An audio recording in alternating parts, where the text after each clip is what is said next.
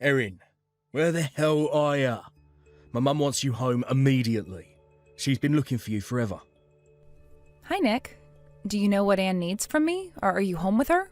I thought you were going to be out late tonight. Of course I'm not home yet. I'm still at work. She's been calling me to ask where the hell you are. You haven't been keeping an eye on your phone, have you? Oh, sorry. I didn't realize she's been calling me so many times. I've been driving. Why the hell are you not home with her? You know you're responsible for taking care of your handicapped mother-in-law. Why can't you even keep track of your calls? I always have to tell you what to do. Get it together, woman. I told you I won't tolerate any slacking from you.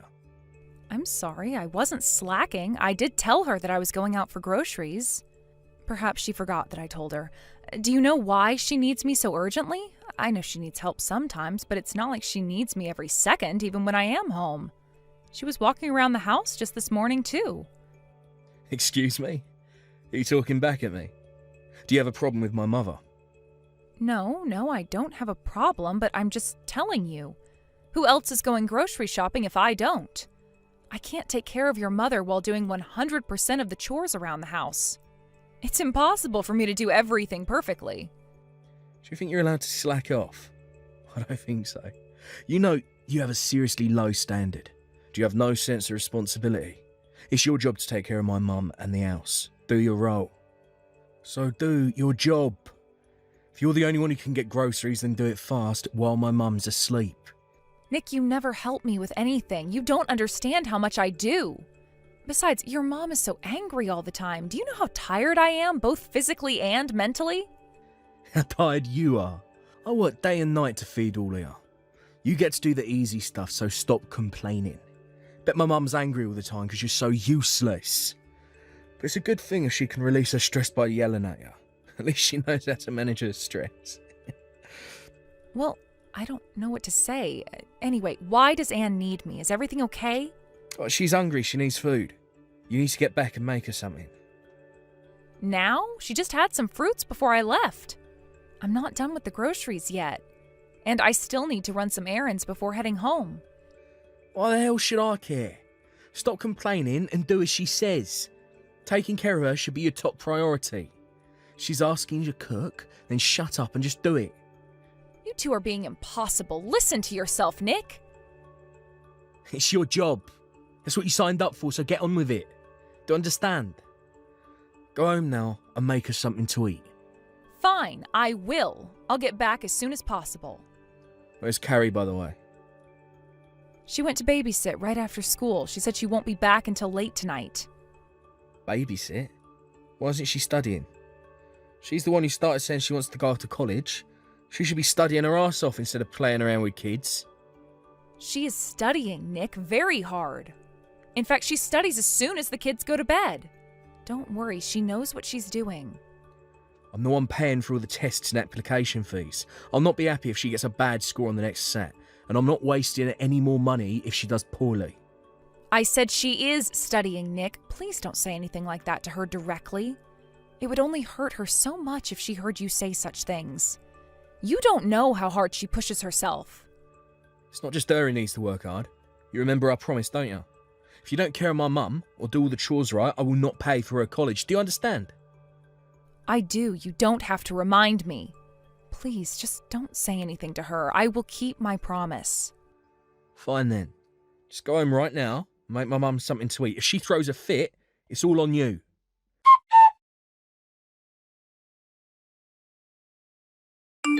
Erin, is Carrie home already? No, she's at the store working today. Why, is everything okay? No, not everything is okay. What the hell was up with her this morning? She completely ignored me. How can she be so disrespectful to her own father?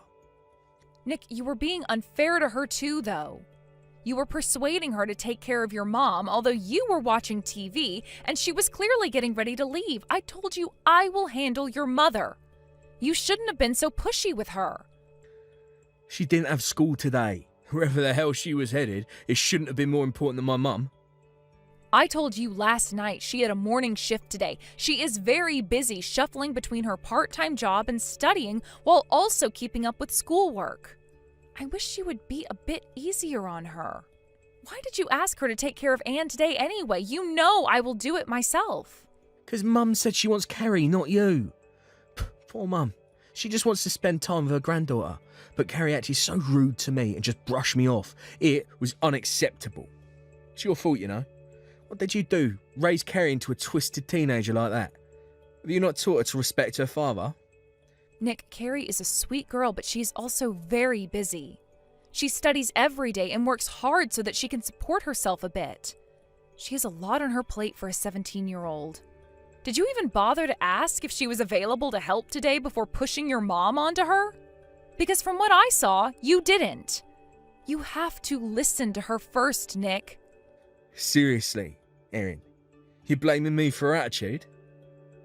Who the hell do you think you are? To think of it, she gets it from you. You don't understand your position in this family. That's why Carrie's confused about hers. You two need to get your priorities straight very quickly. I'm fine not paying for college, you know. Okay, I'm sorry. Please don't threaten her that you won't pay tuition. I will talk to her about this matter and make sure she understands to respect you. That'll be enough, right? Excuse me? Why do you think you get to decide what's enough for me and what isn't? That's not the right attitude to ask for forgiveness, is it? I'm sorry, I will rephrase myself. I will make sure to talk to Carrie, so please forgive her. Is that it? Don't you have anything more to say? I am happy to do whatever you want me to. I am at your service, and your mother, of course. So please use me instead of Carrie. Well then, I'll let Carrie off the hook for now, but there's no next time. If she disrespects me like that again, I'm serious about not letting her go to college. I'll not spend a dime on such a rude child. But I meant myself clear. Yes, Crystal. I won't let it happen. Just please leave her at peace. As long as she understands her place, I won't. But like I said, it's all on you now, Erin.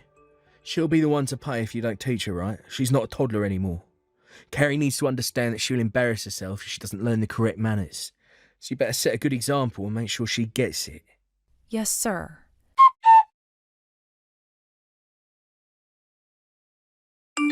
Nick, why aren't you picking up my calls? Please reply as soon as you see this message. I'm sorry to say, but your mother passed away. What? Is this some kind of bad joke? Where is she now? What the hell happened? You should sit down for a second. We're at the hospital in town. Do you think you can get off work to come see her? Sit down? What am I supposed to chill out after hearing my own mother's dead? Why the hell are you so calm anyway? I'm sorry that you're upset. We've known that her time was coming, though, Nick. The doctor spoke to you, too. She has been doing well recently, but you knew her body could have given in any time. It's very unfortunate that it came a lot quicker than expected. She collapsed at home out of the blue. It was sudden, but we've been alarmed. Why didn't you call me when she collapsed? I did, as I am sure you remember. But you just yelled not to call during work hours and hung up. You didn't even bother to ask why I was calling. Even when I messaged you about your mom being taken to the hospital, you just messaged back saying I was responsible of taking care of her and brushed me off. What? That's because you didn't make it clear that she was dying. Besides, how can you be so cool about it? I mean, my mum is dead. I'm sorry if I seem cool, but I guess I have been around her enough to know that she wasn't going to be long. And now that she has passed, I guess I kind of lost my tension. It's been quite tough for me these past couple of months taking care of her. How dare you, Erin? You saying it's good that she's gone? Because you'll get it easy now. No, of course not. I'm just saying I'm burnt out. I bet you mean that you're glad she's gone now. She's only trouble to you, wouldn't she? I know you've always despised her. You must be dancing right now. You are such a bitch. If you must think of me like that, then help yourself. I don't have the energy to argue for myself right now, so are you coming to the hospital or what? I beg your pardon. What the hell is wrong with you? How dare you have an attitude of me? There's something seriously wrong with you, Erin. I bet you're probably the reason why my mum's dead now. Don't you feel responsible for what happened at all? Shouldn't you be apologising to me for not being able to save her? Apologize to you? The only thing wrong about this situation is your attitude, Nick, not mine. All you've been doing since you found out that your mother passed away is complain about me. If you care about your mom at all, stop messaging me and just come to the hospital already. She is gone, but I'm sure she would appreciate you by her side. Or are you too busy for her? Cut it out, woman. Enough. Don't act like you know better than me. You know what? I'm sick of talking to you. You do no good for me or my mum. Anyway, I'm heading there now. Yes, please do. She would be pleased. Shut up. Don't you dare speak on behalf of her. You know nothing about her. She's so useless, it's unbelievable. I have to think about her funeral now, because I can't let an irresponsible person like you handle her ceremony. I will apologize if my attitude has bothered you that much, but let's fight later, Nick. Now is not the best time. You know we'll have to shuffle things around to send her off appropriately. So you want to scold me now? I don't need you to tell me that. I get a headache talking to you. Anyway, I'm getting in my car now. I'll have you follow my directions regarding the funeral and all the other paperwork. You will do exactly as I say. Do I make myself clear? Sure. I will stay by her side until you arrive then.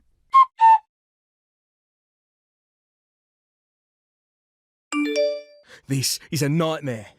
Everyone is calling me for an explanation about what our daughter did at the funeral. Especially my uncle. He's furious. You know, keeping him happy is top priority for me. This is all your fault, woman. It's because you didn't raise her right. Why do I have to pay for your failure? This must be about Carrie laughing at the funeral. Honestly, I never dreamed she would do such a thing. I was completely shocked. So was I. I mean, the girl was nearly choking from laughing so hard. What the hell is wrong with her? Is she on drugs or something? I've never been so embarrassed in my entire life. You better have slapped her for what she did. I've spoken to her about it. She told me why she was laughing so hard in front of everyone. She's at home now with me. I am so sorry for what she's done. Your apology means nothing to me. How are you going to make it go away, huh? Everyone thinks I'm a horrible father and son for letting that happen. She ruined my reputation. Well, I can't make it go away, obviously. What's done is done. You'll have to live with it. Excuse me? What the hell? Erin, do you understand the seriousness of all this? You should feel responsible. This is your fault. I will not let her get away with this, I swear. Well, what are you going to do? I disown her. I no longer accept her as my daughter. How can she act so ridiculously at her own grandmother's funeral? The child is evil. She's old enough to get a part-time job, so she must be able to take care of herself. I'm kicking her out of the house. As of today. You have to tell her to pack her things. Are you being serious? Of course I am. If she doesn't pack her stuff, then toss everything out the door. I refuse to live with an evil child. She's not my daughter anymore. Don't let her in the house, even if she tries to come back. Okay, I can understand why you wouldn't want to live with her anymore. What happened was indeed inappropriate. I will let her know that she will no longer be living with you. I thought you would whine for her forgiveness. I guess you finally come to your senses. Well then, get on with it now. Shoo the evil child out of my house. Oh, but it's not her who's being kicked out of the house. You are. Carrie and I will be living in this house alone from here on. You are no longer welcome, so please don't come back. What? Are you crazy? What the hell are you talking about? Why don't you understand? There's nothing strange about what I'm saying. But in case you have forgotten, let me remind you that this house belonged to my parents before we moved in. I am the sole current owner of this property. So legally, you don't have any right to kick anyone out. But I do. The only crazy thing about this is that I didn't kick you out sooner. What? No. Why on earth would you kick me out? I've done nothing wrong. Carrie is the one in trouble right now. We were just talking about kicking her out because she was acting ridiculous at my mother's funeral. I don't think she's in any trouble. In fact, we are the ones to blame. Don't you see, we broke her, Nick, to the point where she would lose herself at her grandmother's funeral. We are responsible, not her. What are you trying to get at, huh? Nick, why do you think she was laughing so hard at the funeral? Have you even thought of why she would do such a thing before calling her evil? How the hell should I know? All I know is she has absolutely no manners, and that is not on me. It's on you for not raising her right. All right, fine then. You can blame her manners on me. But that is not the reason why she did what she did. Well, what was it then? Go on, just tell me. She was laughing because she knew that I wouldn't suffer anymore. What? Suffer? That's right. You have no idea how ashamed I am of myself right now. All this time, I have tolerated you and your mother's nonsense because I wanted to protect her. I wanted her to go to college if that's what she wished to do. So I had to cling on to you to pay for the fees. See, you're such a loser. You admit that you can't do anything without me. Call me whatever you please, but that's not the point. You see, she never wanted me to tolerate the bullying. All she wished for is that I live in peace. I never knew that's how she felt for years. I told myself I was doing everything for her, but she didn't need any of my protection because she is a strong and smart girl. Oh, boo-hoo. You want me to cry a river for you? All that stupid drama is between you and Carrie. That has nothing to do with me. You choose to live the way you do. There's no reason to kick me out. Well, there is now. You're right that I have to choose to live the way I do. But from now on, I will be wiser and do whatever I think is best for both myself and Carrie. So for starters, I am kicking you out. I will not tolerate any of your bullying anymore. Because now I understand that being a slave to you only hurts Carrie. Cut the crap. Now, you can't kick me out. Who do you think paid for your living all this time? You'd be on the streets if it weren't for me. Listen to yourself, Nick. Don't you realize how poisonous you are? You don't treat me with any respect. I don't ever want to be around such a person. So I am filing for divorce. Divorce? Seriously, Erin, who the hell do you think you are? I'll never allow that to happen. Do you understand? No, I don't. Frankly, I don't care about what you would or wouldn't allow. It's really not up to you anymore anyway. All I know is that I wish for Carrie and I to live in peace without you. I will leave it up to the law now on how that will happen. So you're serious, huh? Of course I am. It is clear in my mind that I can no longer be your wife. When was the last time you treated me like I'm your wife anyway? You're not even nice to Carrie, so there's no reason for us to keep you. Keep me? Well, you got some nerve to say that. I don't think you understand that I'd never pay for a college if you file for divorce. Is that what you want? For Carrie to pay for your mistake? What an horrible mother. You're going to snatch her dream in exchange for your freedom. You should stop underestimating her. She is so much smarter than you think. Carrie is so mature. She does not need our help anymore. What do you mean she don't need our help? Of course she does. How is she going to pay for school? Do you know why she's been taking on so many shifts at her part-time job? Or why she's been babysitting all her teachers' children? It's because she's been saving money to pay for her tuition, so that she doesn't have to depend on you anymore. She's been doing the impossible so she could free me and herself from you. She's been saving money for college. Sure, that's not possible. All she has is a skimpy part-time job that don't pay much. You're right. She hasn't saved up enough to pay for 4 full years. But once I get a divorce from you, you will have to pay me my divisions. And on top of that, I will be asking for consolation money. That will be more than enough for me to cover the remaining amount. So threatening her that you won't pay for her tuition won't mean anything.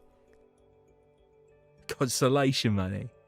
Why the hell do I have to pay you consolation money? If at all, I'm the one who should be asking you for divorcing me out of the blue. Don't act stupid, Nick. You know you have no chance of getting away from what you've done to me. You have morally harassed me all these years with your mother. It's too bad she's not around anymore to pay her part. And by the way, consolation money is just one small part of my revenge, so be prepared. What? Erin, what on earth are you planning to do? I am going to ruin your precious reputation. We owe an explanation to your family members who were at the funeral anyway, don't we? Especially to your favorite uncle who is so important to you, right? So I'm going to tell them the truth of why Carrie acted the way she did. Because what she did was wrong, but that doesn't mean she's a bad person. So by telling the truth to your family kills 2 birds with 1 stone for me. 1, I get to ruin you, and 2, I save my daughter's dignity. No, don't you dare. Why would you do such an horrible thing? I just lost my mother. I'd lose everyone else if you tell them I've been bullying you. How can you be so cruel to me?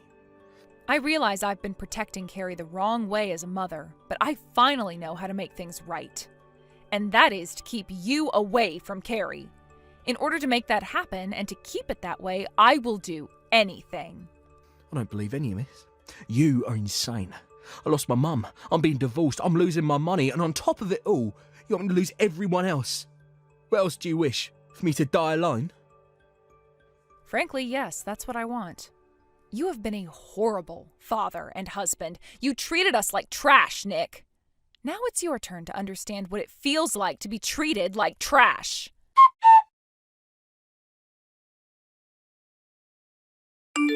Shortly after, I was able to get a divorce from Nick, thanks to the help from his family who found out what Carrie and I have been going through for years. Carrie's reputation was saved among the family, and she even got a few offers to help out if she needed. Nick's uncle, who is a very powerful man, was especially understanding and even apologized for how his sister and nephew has treated us over the years. I don't exactly know what he did to make Nick obey, but he put a lot of pressure on him that he ended up giving in to what Carrie and I requested without much fight. He did try to lower the consolation money, but since I had all the messages saved on my smartphone app, I was able to prove his brutal treatment towards me. In the end, he gave up and signed the papers to pay exactly what I had asked for. My lawyer suggested to ask for child support aside from the consolation, but Carrie firmly refused to go to school on his money. She argued that the consolation money was what he owed me, so if I wanted to pay for her tuition out of it, it was my choice, which she would gratefully accept. But she did not want to feel like she owed her father for anything, so we decided not to go after child support. After paying me my divisions on top of the consolation money, Nick didn't have anything left. I heard rumors that he is living a miserable, lonely life with no friends or family. I don't feel sorry for him because I truly believe that he only got what he deserves. Carrie and I still live in the house passed down from my parents. About a year after the divorce, she chose and got into a competitive college close enough for her to commute from home so that we can save more money. She enjoys campus life to the fullest, having made new friends and learning so much already.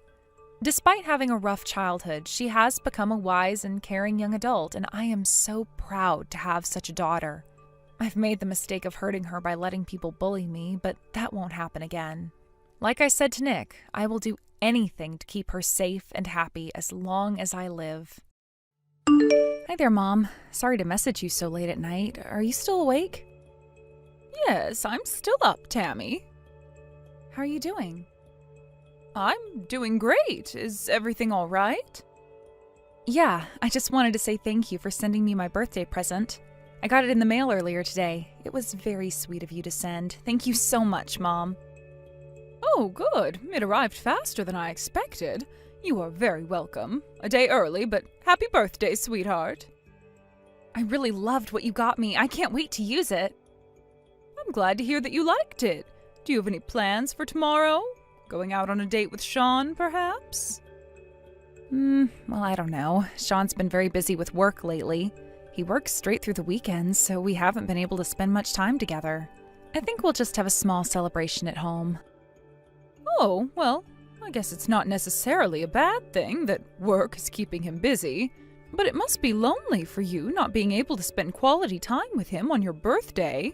Can he not take you out to dinner at least? It's your first birthday as his wife. It's fine. I won't feel lonely. A small celebration at home is more than enough. Besides, I'm getting too old for a birthday party anyway. Don't be silly, Tammy. Birthdays should be celebrated no matter how old you get. I know I'm not ashamed to be excited on my birthdays. Well, that's because you enjoy asking Dad to get you extravagant gifts. And he gets it for you, too. Well, my birthday is the one special day in a year I get to ask. Of course I'm going to take advantage of it. Anyway, enough about me. How are things on your end? Are you getting along with Sean's family? It's been 6 months already since you moved near his parents. Do you see them often? I guess I am settling in okay. It's different here. Not only the family customs, but in general compared to what I'm used to. But I'm slowly getting used to things. You know, I've been worried about you. It seemed quite spontaneous that Sean asked to move near his parents. I think you two have only been married for a month or so before you two decided. I'm sure they're lovely people, but I know things can be stressful sometimes with in-laws. But you never say anything to me about him or his parents, so I've been worried that you're keeping things in. I'm getting along with them fine, Mom. They're nice people. That's all you say. That's what makes me worried. It's the truth. I live a peaceful life here. I have nothing to complain about them. So you don't need to worry about me, Mom. Okay, well, if you say so. But if you ever need to let things out, you know you can talk to me. You know I had a hard time dealing with your grandmother. I know they're different people, but because the only in-law I know is your grandmother, I worry that you might be going through something similar. I'm telling you, Mom, I'm getting along with everyone just fine. And surely it didn't matter how mean Grandma was to you, did it? You are not the kind to get fazed by another woman. That's not true. I used to be quite sensitive when I was young.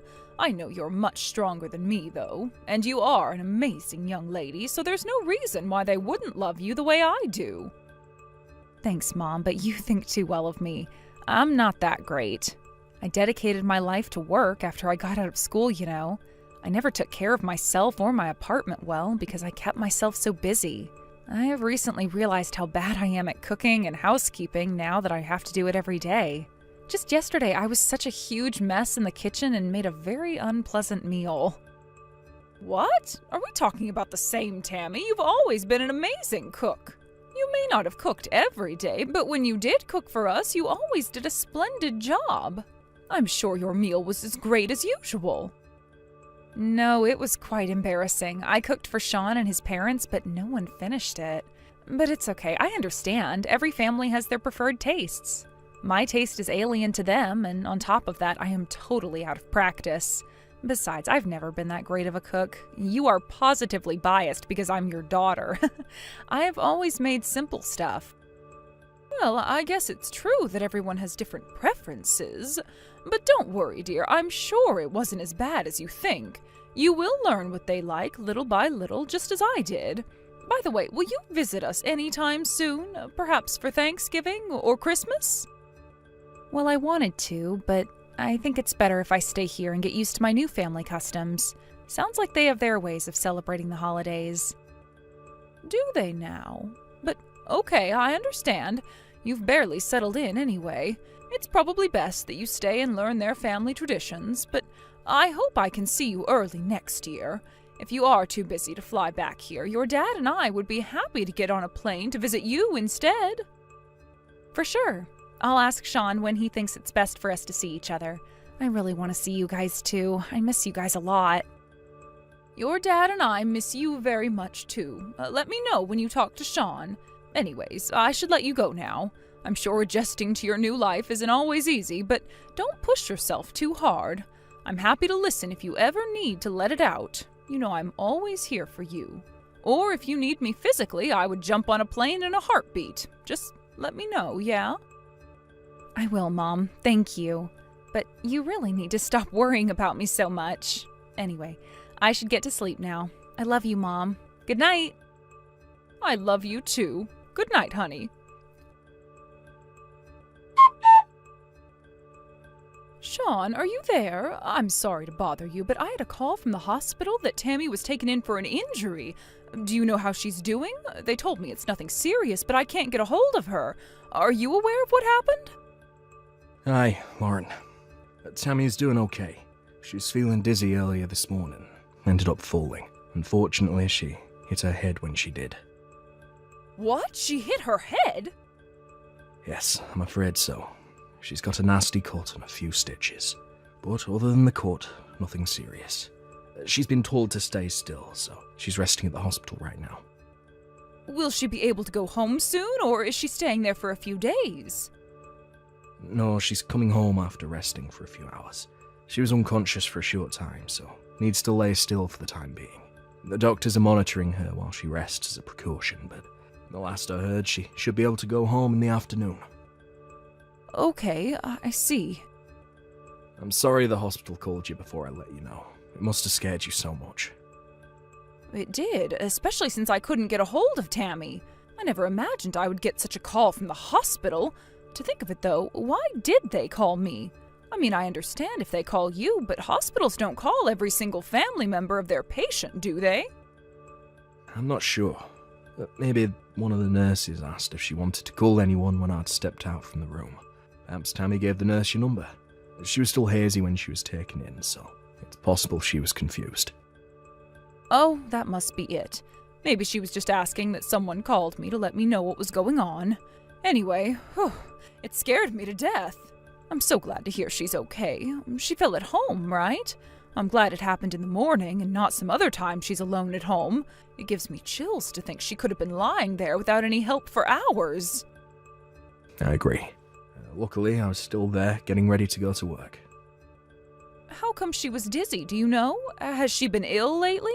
Perhaps the heat got to her. I heard on the news that it's still brutally hot down there.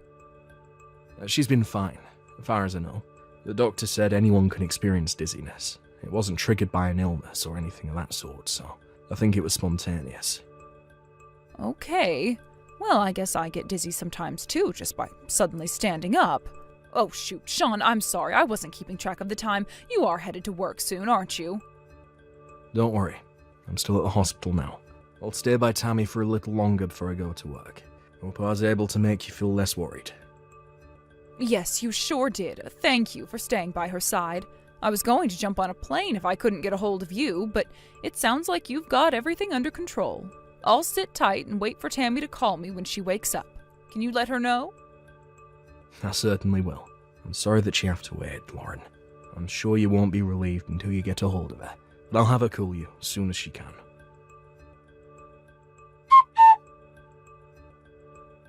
Hi, Mum. Sorry I couldn't message you yesterday. Huh? Tammy? Ah, yeah. Why are you asking if this is your own daughter? Oh, well, it's nothing. My mind was somewhere else. I must be tired from not being able to sleep all night. Oh, poor you. Were you not able to sleep because of me? That's right. I heard you fell and hit your head. You scared me to death. I'm sorry, Mum. I thought Sean told you I was alright. Yes, he did, but I was waiting for you to call me too. I needed to know from you that you were all right. Sorry that I kept you waiting. I ended up sleeping, even after I got home from the hospital. Must have been so tired.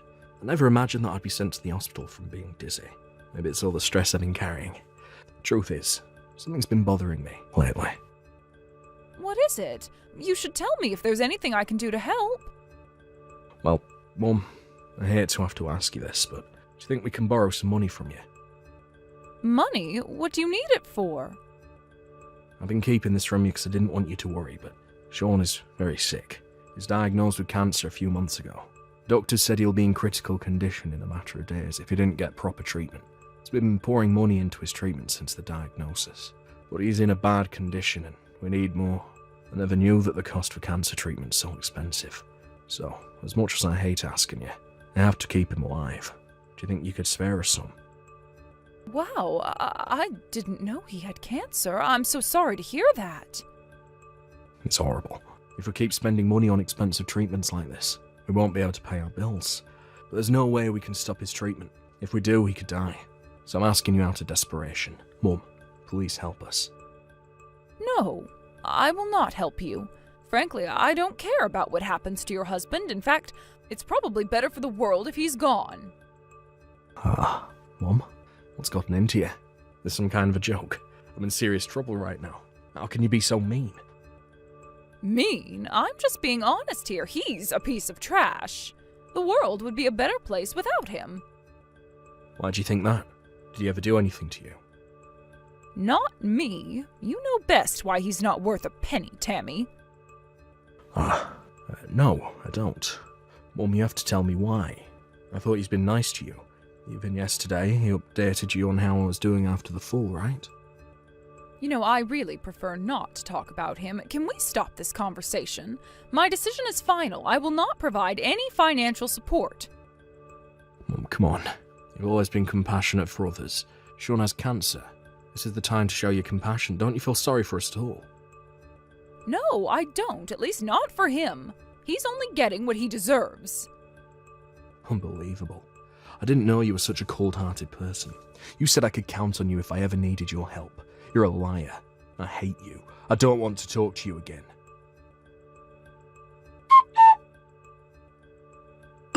Lauren, you there? I need your help. Sean, what's the matter? Tammy's gone. I can't find her anywhere. She left her smartphone in her room. She must have taken off somewhere. I see. You're not worried about your own daughter? No, I'm not that worried. Have you forgotten it was only yesterday that she fell and hit her head? You said you were scared to death for her. Why are you all cool about her disappearing? Did something happen? Not that I can think of. I saw her phone, you know. Read the conversation you had with her. Last conversation she had with anyone before disappearing. You mean the one about lending you guys money? Lauren, I hate to say this, but I think you triggered her to run away. I mean, you were so cruel to her. You think so? I'm sorry that we've been keeping a secret from you, but what Tammy told you is the truth. I developed a form of aggressive cancer that requires costly treatment. My parents recently agreed to get a loan to pay it off, but Tammy hated the idea of getting a loan from someone else other than family. That's why she reached out to you, out of desperation, but you brushed her off so easily. I don't really know why you dislike me, but right now, the reason doesn't matter that much. You shouldn't have been so cruel to your daughter. There are other ways to turn her favour down. All you did was hurt her. Well, I'm glad to hear that your parents can get a loan for you. If that's the case, please keep the problem to yourselves. There's nothing I can do to help you. You know my parents are not well off like you are. Why would you turn Tammy down like that when you have the ability to help us? I understand that it's shameful to have to ask for money, but we're only asking because it's a matter of life or death. Please, Lauren, won't you help us just this once? I don't want to die. Sean, enlighten me, because I am confused right now. Are you worried about my daughter disappearing, or are you worried about the money? About Tammy, of course.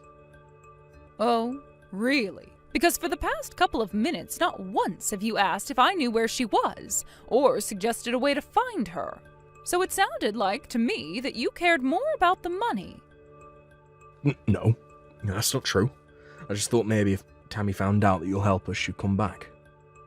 How so? Let's pretend that I say, okay. How are you going to let her know the wonderful news, huh? She left her phone, right? How are you going to let her know that I agreed to help? I don't think she's gone that far yet. Hasn't been so long since she left. So maybe she'll come back in a little bit. Enough, Sean. I'm done playing along to your stupid skit. What? I did indeed receive a message from Tammy this morning. But that was you, wasn't it, Sean? You pretended to be Tammy and tried to get money from me. What? Have you gone mad? Why would I do anything like that? That was Tammy herself. You don't have to lie to us anymore, because that wasn't Tammy. We know for a fact because she is here with us now. What? You with her? That's some kind of joke, right? Of course it isn't a joke. We got her out of the dirty shed you kept her in the middle of the night. I don't know what you're talking about. Well, then you must have no brain. Or do you want to try and play another skit? We know everything. We know that you and your parents abused Tammy for the past 6 months. What? Abuse, Tammy? Well, Lauren, there must be some serious misunderstanding here. We would never do anything like that to her. Did you think that we wouldn't find out because you only let her use her phone while you watched? Well, my daughter outsmarted you. She let us know everything by calling us yesterday. Called you? When did she call you? Yes, from a payphone in the hospital. She told us that you hit her, you son of a bitch. She was taken to the hospital because you hit her after she refused to ask us for money. You hit her so hard that she lost consciousness. No, I didn't. Is that what she's telling you? She's lying. She can't prove that I did anything like that. She had bruises all over her body. We've already taken her to a doctor here and have her injuries recorded. We also have proof that you took away her phone and locked her up in the shed. We recorded everything when we got her out. Lauren, anyone can make that kind of video. If you can't prove how she got in there, no one is ever going to believe it. Maybe not, but we'll simply have to see, won't we? It's all right, we have the money to come after you and your family. No matter how long it takes or how much it costs, we will prove what you've done to our sweet girl. You know, a good place to start is the way you used up Tammy's personal savings. Didn't you know that banking transactions are always recorded and easy to get? There are plenty of ways to corner you, Sean, so be prepared. Wait. Lauren, you don't know the full story. You see, Tammy's been cheating on me with a neighbour, so we locked her up in the shed as a punishment. We only wanted her to understand what she's done. Okay, so you have cancer and your wife cheated on you? Boy, you must have such bad luck. What else, huh? Do only lies come out of your mouth? You should be so ashamed of yourself. We've already contacted the police. I'm sure they'll come knocking on your door in no time. Police? Are you serious? Damn right I am. You have treated our daughter like a slave. You stole her money and you physically abused her if she didn't obey. You didn't even let her use her own phone to contact her parents. You also pretended to be her to steal our money. So, am I serious that I went to the police? Yes, I very much am. Lauren, come on. Everything I did was just part of a fight between husband and wife. Any couple fight, right? I will let the police decide if a fight will cut everything you have done. As far as I can recall, they have listed several offenses that they can charge you for by the end of our meeting earlier today.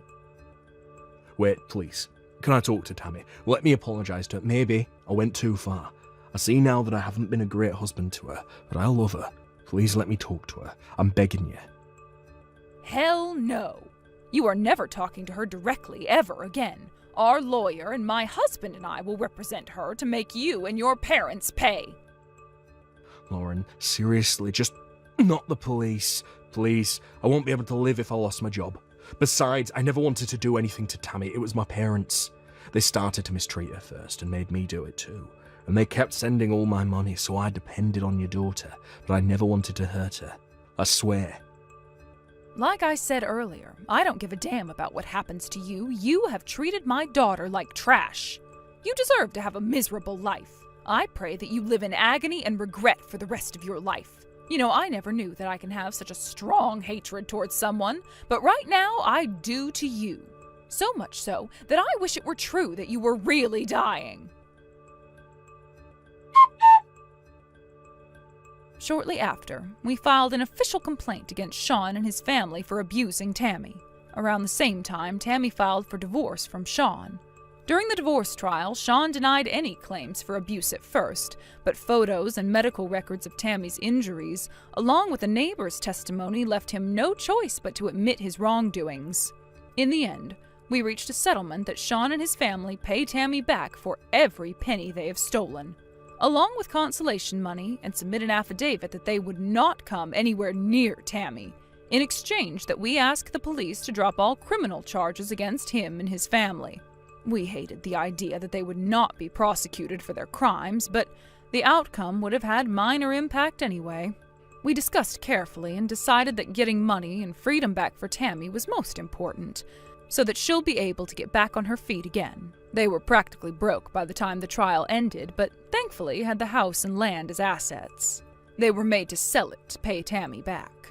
I heard that Sean's parents were furious about having to let go of their house and blamed him for the outcome. Sean, too, was unhappy that his parents kept spending money. They now live in a tiny apartment together, blaming each other for where they've ended up.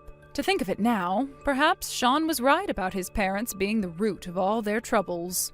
Nonetheless, I do not feel sorry for him or care about how they'll suffer going forward. I truly hope that they live a lonesome, miserable life. Tammy is living with us now and slowly gaining herself back.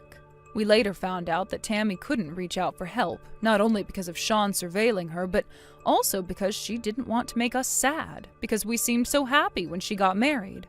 Tammy's always been soft-hearted, so she must have thought everyone would be happy as long as she sacrificed herself. To think that she had held back to call for help for 6 months breaks my heart. Until her heart is completely healed, my husband and I will do our best to keep her feeling safe and at peace. We will carefully continue to tell her that we wish only for her happiness and that we ask for nothing in exchange. Tara, honey, how are you feeling? Are you doing better than this morning? You seemed like you were really having a tough time. Hey, Mark. Yes, I am feeling a lot better now. I haven't had such a bad migraine in a while. But it's gone now, so don't worry. I'm sorry I wasn't able to make you breakfast this morning. There's no need to apologize. I would never ask you to do anything when you're not well. Besides, your health is the most important thing right now. Next time you go in for your checkup, you should ask the doctor to prescribe you some meds for your migraine. I know you haven't had it in a while, but you never know how your body is going to react to your pregnancy. Plus, there might be certain meds you shouldn't take while pregnant. So you should talk to the doctor and keep a safe prescription at home, just in case you need it again. Yeah, I guess it wouldn't hurt to have some in stock. I will ask the doctor next time I go in. Are you sure you're okay now? Yes, I am. Why? You really are worried about me today, aren't you? You might have had a migraine this morning, but I've been worried about you for weeks. You seem bothered by something, and you've been sighing a lot these past few days. Is everything all right? If you need to talk, I'm always here, you know. I know, honey. Thank you. It's just that the baby is arriving so soon, I'm not sure if I'm really ready for all the change. I guess I feel kind of unsettled. So, yeah, that's been on my mind lately, hence all the sighing. Sorry, I didn't mean to worry you so much. It's all right. I kind of guessed that's what's been bothering you. I totally get it. Nothing can really prepare us enough for this big change. I know I need to be strong. I mean, I'm going to be a mom soon. I should just suck it up and stop worrying. Tara, I know I will never be able to understand the true hardship of what you're going through as a woman, but everything will work out. I don't want to sound irresponsible, but I'll say it anyway. I think it's really important for us to think positively right now. I know. I agree. There's no need for you to suddenly become a great mum. I mean, you already are, but I'm sure you'll become even better with the baby, right? We'll learn from the baby as much as the baby will learn from us. I'm sure if we do our best, we'll become stronger along with the baby. You're right. Thank you, Mark. I think I feel much better now. I'm really glad you shared your honest feelings with me. There isn't much I can do before the baby arrives, but to stay by your side. So if you need to talk, I hope you'll come to me. I'll do anything to make you feel better. Anything? Are you sure? You want to cook dinner tonight then? Yeah, sure. Why not? I wasn't going to ask you to make something anyway. You're not feeling well. You should rest. I'm just kidding, Mark. I'm making dinner tonight. I'm totally fine to cook. Besides, I need to move around a bit more anyway. A little bit of exercise is good. I've been too much of a couch potato lately. Well then, we should go for a walk this weekend. I prefer you to exercise while I'm around. A walk sounds great. Oh, but I don't know if I want to walk around the neighborhood. There's too much traffic around here. Maybe we can take the car to a nicer location and stroll around there, like an easy nature trail somewhere. That sounds so nice. I'll look into destinations tonight. Thanks. I'm so happy we have something to look forward to this weekend.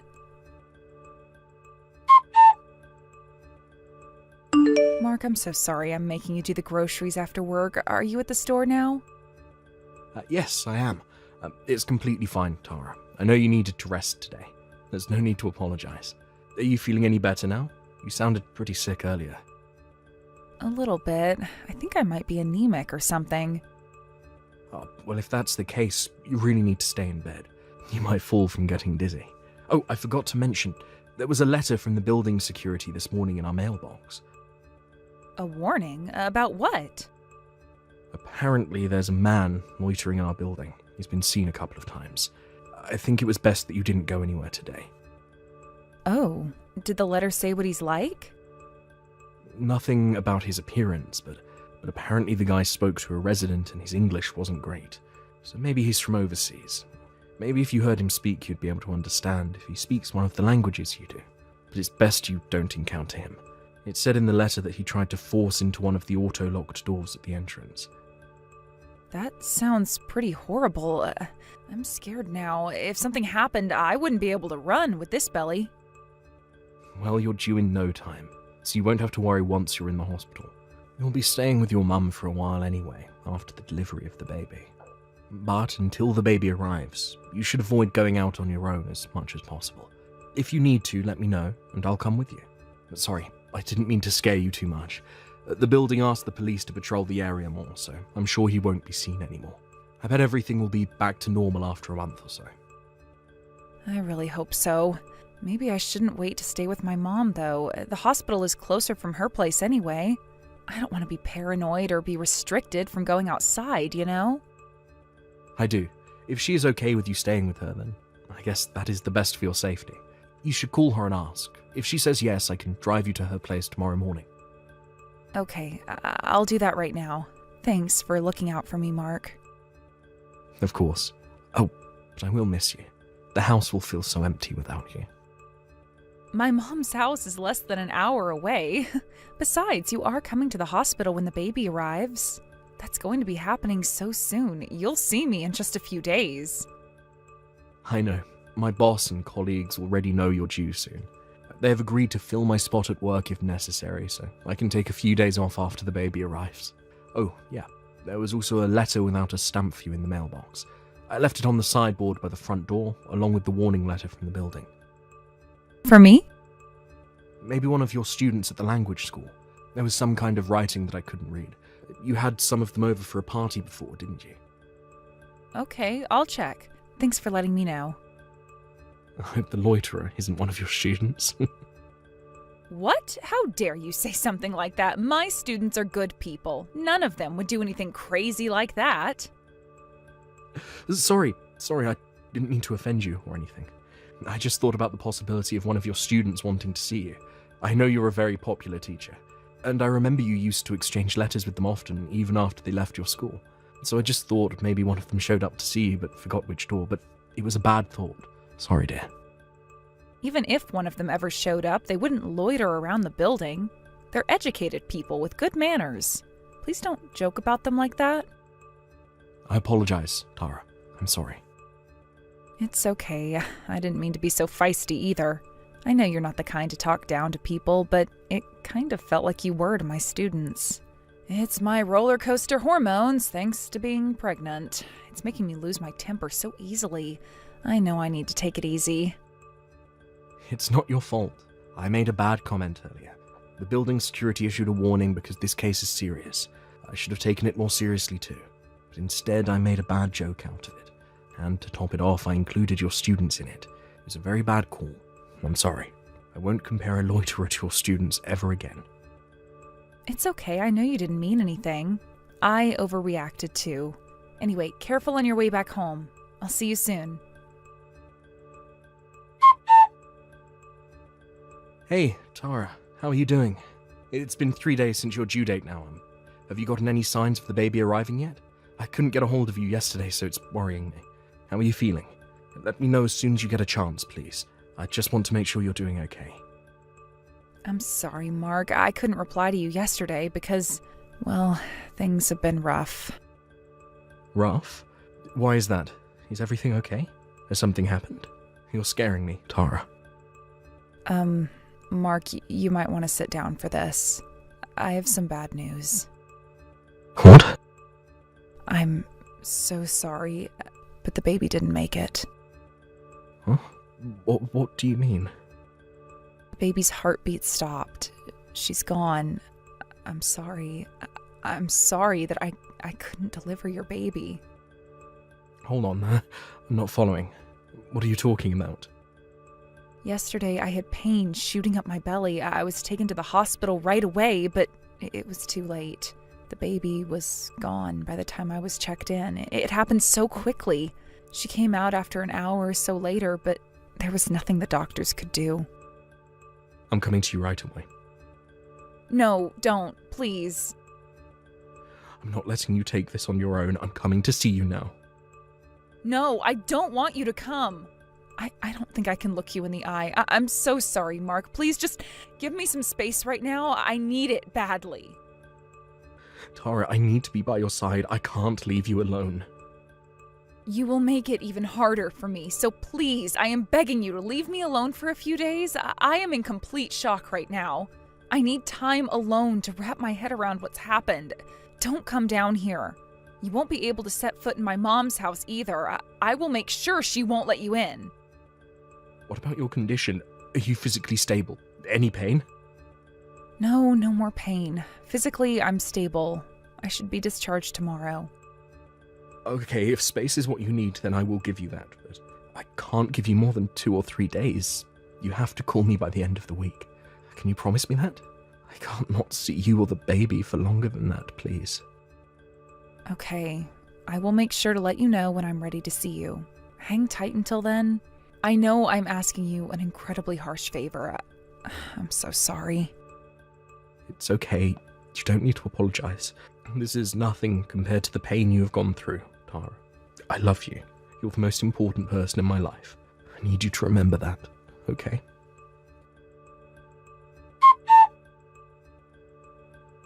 Hi, Mark. I'm sorry I kept you waiting. Thank you for giving me space. It's been hard, but I think I've calmed down now. It's okay. How are you? Oh, wait. You don't have to answer that. I've been doing a lot of thinking. In fact, that's all I could do. And now I know what I want to do. Mark, we should get a divorce. What? I am so sorry I couldn't protect our child. I wanted to have your baby, but I failed you. I don't think I can ever look you in the eye. It'll be too hard for the both of us. We won't be happy like we used to be. I am so sorry. I never meant for this to happen. I'm sure you didn't. But you really are full of surprises. I never imagined that you would fake your baby's death just because you didn't want me to see her. Did you actually think that I wouldn't find out about your affair if we got a divorce? Huh? Mark, what are you talking about? I know you had your baby, Tara. The thing is, you immediately knew the baby wasn't mine. I mean, how could she be? I'm not black, and neither are you. So why did you give birth to a baby who was? I visited to see your baby, you know. I saw her while you were asleep. In fact, you were stupid to think that I wouldn't visit. What? Your mum called me. She started crying on the phone, apologizing to me for what you've done. I thought she was apologizing for you losing the baby at first, which was kind of weird, and then she told me. What? She told you what? Everything. She told me you had stopped her from spitting the truth to me, but she felt she couldn't keep this from me, that it was way too harsh. So, she told me everything. But I still couldn't believe that you'd have an affair and have someone else's baby. She told me to see for myself, that I should visit her and see the baby while you were asleep. We arranged for my visit when you were resting, and I believed your mum was telling the truth. I mean, how could I not? The baby was definitely not mine. So her dad is one of your students from your language school, right? You must have some serious issues cheating on me with your student. Mark, no, I didn't cheat on you, I swear. What? What is it then? A mistake? A fling? You think I would forgive you if the relationship was casual? You betrayed me, Tara. You slept with someone else and had their baby. I can never forgive you for that. I was forced into it. Listen to me, Mark. I didn't ask for this to happen. A student of mine has been stalking me for a while now. Remember, there was a loiterer in our building? That was him. He was wandering around looking for me. Why didn't you tell me then? How could I? I didn't know what you would think of me. Besides, I wanted to believe that the baby was yours, not his. I spoke to him, you know. I saw him dropping another letter in our mailbox, so I confronted him. Wait, you spoke to him? Why? He's been dropping off letters practically every day since you left to stay with your mum. It was freaking me out. Why didn't you tell me about this? Because I didn't want to stress you while you were carrying the baby. So I was going to tell you about it after the baby arrived. But then your mum called and I saw your baby was clearly not mine. I came back and read the letters he wrote to you. I had them translated on the web. He was desperately begging to raise the baby together. That's when I figured that the loiterer was your child's father. So I waited for him to show up again by the mailroom. I don't know. You don't know what? That your child's father is Miguel? He told me you dumped him as soon as you found out what he does for a living, even though you were pregnant with his child. He tricked me. He said that his father ran an IT company back home that would soon be his, but then he confessed that his family was from a poor town and only had small crop to make money. So the truth finally comes out. Mark, he fooled me. I never would have slept with him if I knew he was poor. Wow, Tara, listen to yourself. Do you think that makes me feel any better? In fact, that makes me sick to my stomach. You cheated on me, and did it because you wanted his wealth. How low can you be? Plus, you never told him you were married, so you both lied to each other. From my perspective, you both did ask for all of this. Karma's a bitch, isn't it? Anyway, I agreed to a divorce, but I'm suing you for multiple accounts of emotional distress. I'm glad I kept these letters, so I can use them as evidence to show in court. Mark, please, calm down. You can't be serious. How can you sue me? You won't get anything from me. I'm a single mom. You can be that cruel? Cruel? You think you can use that word against me? I'm only asking for consolation for the emotional damages you have caused. I'm not the father of your baby, so I will leave your issues to you and Miguel. I'm only asking for what I have the right to ask. Mark, I'm sorry. I have been a horrible person. It's too late for you to apologize. You played a dangerous game, Tara. You saw an opportunity to win a wealthy lifestyle, so you took the risk to have the baby, even though you didn't know which one of us was the father. But then you found out that Miguel was lying to you about his family, so you told yourself that the baby was mine and carried her full term. I only did what was best for my baby. No, you didn't. Stop lying to me or to yourself, Tara. You only thought about yourself. That's why you're in the situation you are in now. How dare you be mean to me? I just gave birth to a child. You are being so insensitive. You are not a decent man, Mark. I'm sure you're having a hard time becoming a mother. I can only imagine that something as responsible as becoming a mother would be difficult for someone like you. But like I said, you'll be paying for what you have done, both to me and to Miguel. You are an adult. Surely you understand that there are circumstances for foul play. Why would you speak for Miguel? What, you two established some kind of a brotherhood or something? Miguel and I are done. I'm not speaking for him, but he is the father of your baby, so I think you need to talk to him. You shouldn't cut him off like that. Shut up, don't you tell me what to do. How I handle my relationship with him is none of your goddamn business. No, I guess not. But I told him your mum's address, so he should be coming over to see you soon. I'll let you guys figure out what to do about the baby. What? You can't do that. You can't hand someone my personal information. Oh, but you're staying with your mum. I didn't give him your personal information. I gave him your mum's. With her permission, of course. She wants to talk to Miguel about the baby. No! Why? Why is everyone being so selfish? My opinion should matter the most. I am the baby's mother. If I say I am done with Miguel, then it's done. There is nothing to talk about. Everyone is being selfish. Tara, don't make me laugh. You were going to make me raise someone else's child. You tried to make your mother play along with your lies. You've betrayed your family, and on top of that, you hooked up with a person for money and dumped him as soon as you found out he didn't have any. Despite all that, you want to talk about other people being selfish. You have a serious problem, woman. I told you, Mark, Miguel is a stalker. He is obsessed with me. I am telling you the truth. He has scared me many times. Don't you see? I mean, who comes over to toss letters in the mailbox every day? He really has been loitering, you see. I never invited him in. I can't be with someone like that. He's a freak. Well, you shouldn't have slept with him in the first place. Too bad he wasn't who you thought he was, or else you would have divorced me to marry him instead.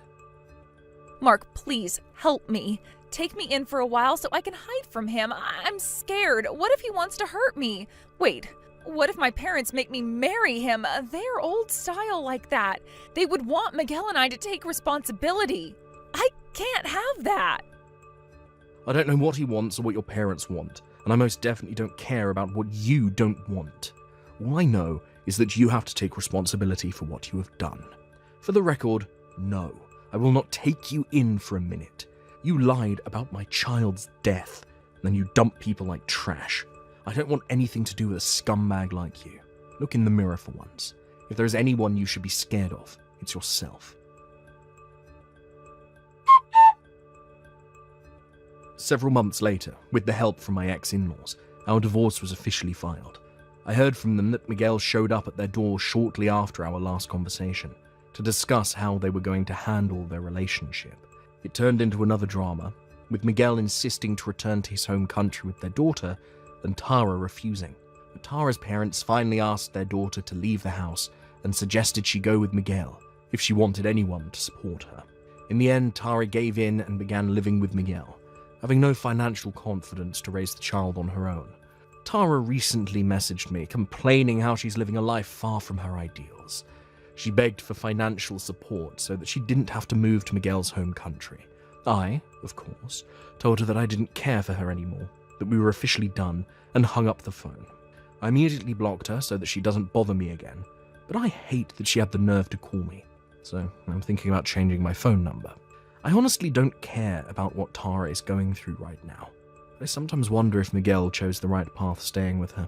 But it's probably best for the baby, since leaving Tara to raise the child on her own is too risky.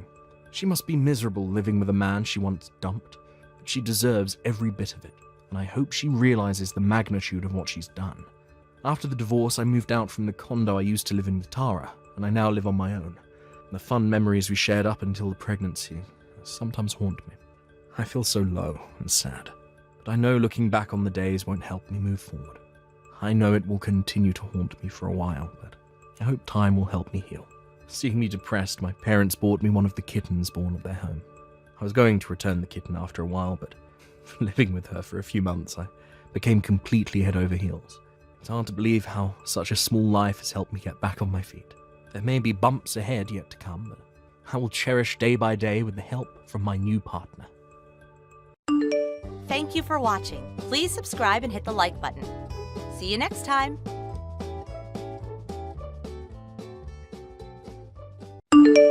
Hey, Kayla, do you have a moment to chat right now? I really need to talk to someone. I'm not quite sure how to put this into words, but something unexpected just happened. I just received a phone call, and my dad told me that my mom suddenly collapsed. Wait, what? Oh my goodness, John, that's absolutely awful. Your mom collapsed? What on earth happened? Is she okay? Do you know anything else?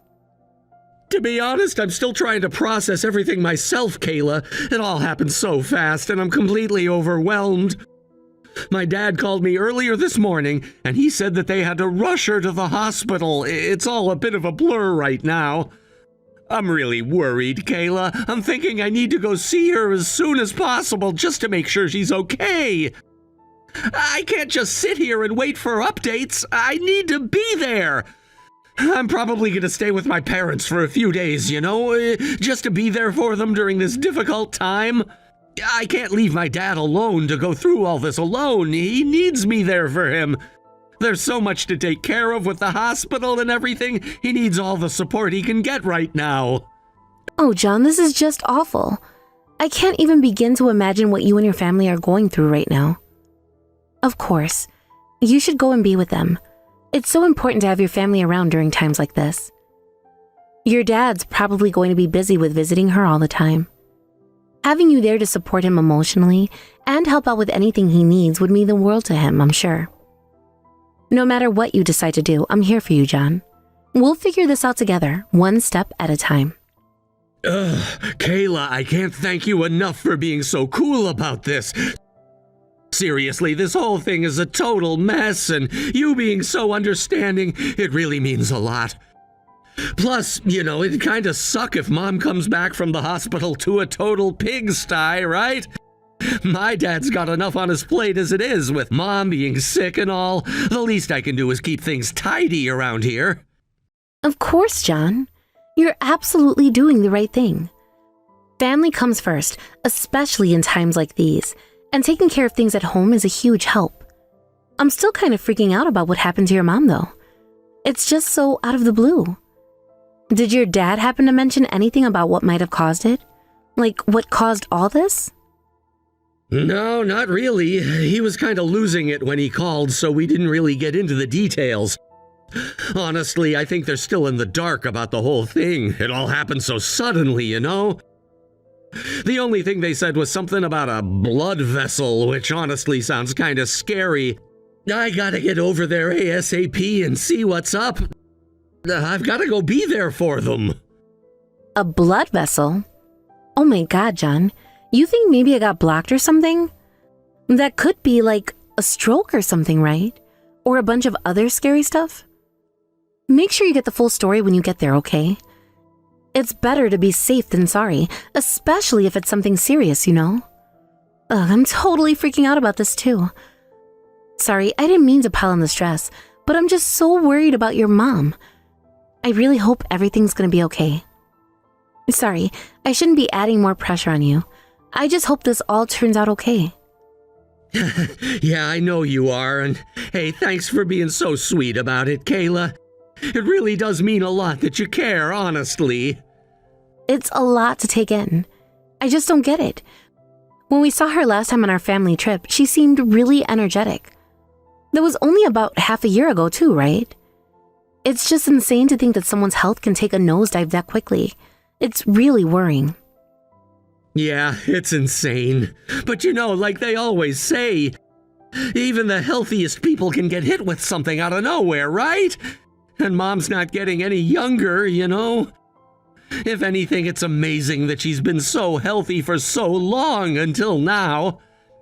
I guess, in a way, it was kind of bound to happen eventually, right? Yeah, I guess so. But your mom was always so careful about her health, wasn't she? She always went for those routine health checkups and everything. I mean, no one goes to all of them, and they always came back clean, too. She watches her diet and exercises, and she's so energetic, too. It's just so surreal that something like this could happen to her out of the blue. Yeah, it's especially rough timing since Dad just retired. He was so stoked to finally kick back and enjoy life, you know? The whole thing really sucks, honestly. The timing couldn't be worse. But from the way they were talking on the phone, it doesn't sound like it's anything too major, at least for now. Who knows, maybe it's not even that bad. Could be a false alarm, right? Then again, maybe they're just trying to downplay it so I don't worry too much. I just hope it's nothing serious, you know? Me too, John. I really hope she's okay. Your mom's the best, you know, and your dad too. They're both such amazing people. They don't deserve to go through this crap. Hey, babe, it's all right. Seriously, don't worry so much. I'm sure that with the right treatment and care, your mom will be back to her old self in no time. You'll see. Try not to stress yourself out too much over this, okay? It's not good for you. We'll definitely plan another awesome family vacation once everything gets sorted out with your mom. How does that sound? Yeah, you're right. That'd be great. Just like old times, huh? Your parents must be so bummed that they haven't been able to travel as much as they used to. This whole thing is probably a major setback for them. Hey, if your mom is up for talking, try to cheer her up a bit, okay? Being stuck in a hospital can be a real downer, especially when you're alone with your thoughts. Even if it seems like she's handling it, it's easy to get stuck in a negative headspace when you're sick. Just being there for her and letting her know she's not alone can make a huge difference. Wow, you're really worried about them, aren't you? It's sweet how much you care about my family. It's just, I guess I never really told you before, but my own grandpa went through something similar once a long time ago. He was really healthy and active until suddenly he just got sick. It happened so fast and it was a shock for everyone. From there, it was all downhill. He never really recovered, and it took a toll on his mental health as well. As time went by, he got depressed and withdrawn, and it was really hard to watch him suffer. It was really hard to go through. Huh, I never knew that. It's heartbreaking to hear that your family went through something like that. I can see why you're so worried about my mom now. Sorry if I'm making you worry. I don't mean to, but I just want you to be prepared for anything. You can just never really tell, so make sure to let her know she's not alone. Oh, I'm getting really worried now. It's hard not to let my imagination run wild thinking about all the worst case scenarios. Maybe I should go along too. It'd be hard on you alone too, right? Nah, it's really fine. Don't worry about me. I appreciate the thought, though. I'll manage just fine on my own. But wouldn't it also be a little rude if I don't even come visit? She's my mother too and all, and I should pay my respects. I'm telling you, it's fine. You don't have to worry about that at all. Apparently, they're really busy dealing with all this medical stuff right now, and there's a lot going on at the hospital. I don't think it'd be a good idea either to just show up in large numbers. I don't want to burden them even more when they're already going through it, you know? I'm also a little worried that they're going to be a bit touchy about this, so it might be better if you don't bring this up to them, huh? All right, if you say so. I trust your judgment, John. I'll take your word for it. You know them best after all, and I don't want to do anything that might make things worse. You just sit tight here and wait for me, okay? I'll keep you updated on everything, and I'll be back as soon as I can. It's all right. Everything will turn out well in the end. Trust me.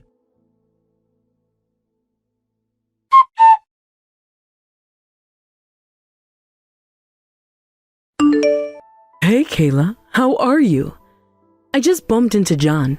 I can't believe this. It's such a small world, isn't it? You two were also on a holiday at this resort? What a coincidence. Let's all go swim together. The pool's so nice here. The waters? Swimming? Mrs. Brown, what happened to your illness? Aren't you hospitalized right now? I'm so confused. I heard all about how you recently collapsed from John and... What's this about me being hospitalized? I don't understand what you're talking about, dear. Are you feeling quite all right? I'm as healthy as ever. Where did you pick up such nonsense? Did John tell you that? Anyways, forget all that. You're with John in your room, right?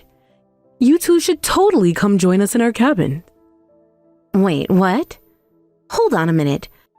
Sorry, I don't get what's going on here. Mrs. Brown, are you on a holiday right now? Are you sure you're not in the hospital? Is that right? Yeah, that's what I've been saying. I'm on vacation with my husband enjoying the sun and the sand. That's why I'm at the same resort you and John are at. What's going on with you? Well, so a couple of days back, John told me that you just collapsed a couple of days ago, and that you were in the hospital right now, and that he was going home to be with you and your husband. That he needed to see you. I'm home right now. Huh? What are you talking about? I haven't collapsed or anything of the sort. I've been perfectly healthy. What on earth is that child talking about? Is he playing some kind of prank on you? Besides, I just bumped into him earlier right here at the resort. We had a brief chat, but he seemed a bit off. So it seems. Sorry, I'm really confused right now. This doesn't make any sense. I already told you, but I'm not sick or anything of the sort. I'm feeling fantastic, actually. Just happily married and out enjoying the resort with my hubby. We're having a wonderful time. I saw this place on TV and I just couldn't help myself. I booked 2 tickets right away. Right. So, how'd you gather that I'd be there too? Well, because I bumped into John at the place we're staying, of course. Right as he walked out, I saw a woman in his room, so naturally I just assumed it was you with him. Why is John at a resort? What's going on? I don't understand any of this. I swear he told me that he had to visit you for a while because you collapsed. And that's what he said. Well, he hasn't come over to visit us, that's for sure. We haven't seen him since we bumped into him earlier. Right, because he's at a resort. Now that you mention it, John seemed, well, how do I put this? Nervous? Like he was trying to hide something from us. He was fidgeting and avoiding eye contact. When I talked to him, he just began panicking and acting real suspicious. He barely talked and just bolted back into his room. Didn't even bother saying bye or stopping by to see his father or that child. And I think you mentioned that you saw a woman in the room with him. Do you think that, well, maybe that, I don't even want to say it out loud, but... I'm going to stop you right there, Kayla. I think we both know what's happening here. God, I can't believe this is happening. I can't help, but I've put you in quite the awkward position right now. I truly regret that. You think so? I get that feeling that maybe we're thinking of the same thing. That, well, John's, that he's... Kayla, I'm so sorry. I really am. I can't believe he would do this to you. God, this must be so terrible for you. I can't believe this is happening. I'm deeply sorry. Look, okay, just calm down first. Take a deep breath. This is a lot to take in, and it's okay to feel overwhelmed and upset. And just leave that idiot son to the two of us, okay, dear? Leave him to the two of you. Are you sure? But you two are on holiday. I wouldn't want to bother you with this. Oh, don't you worry about us now. Really don't. We go on countless holidays as it is. We're used to drama during the trip. Besides, you know how that idiot boy is. Leave him be, and he'll just worm his way out of the situation too. We'll get him before he even thinks of trying to run away. We won't let him slip through our fingers. I'll drag the truth out of him myself. I'll make him face the music and own up to his mistakes.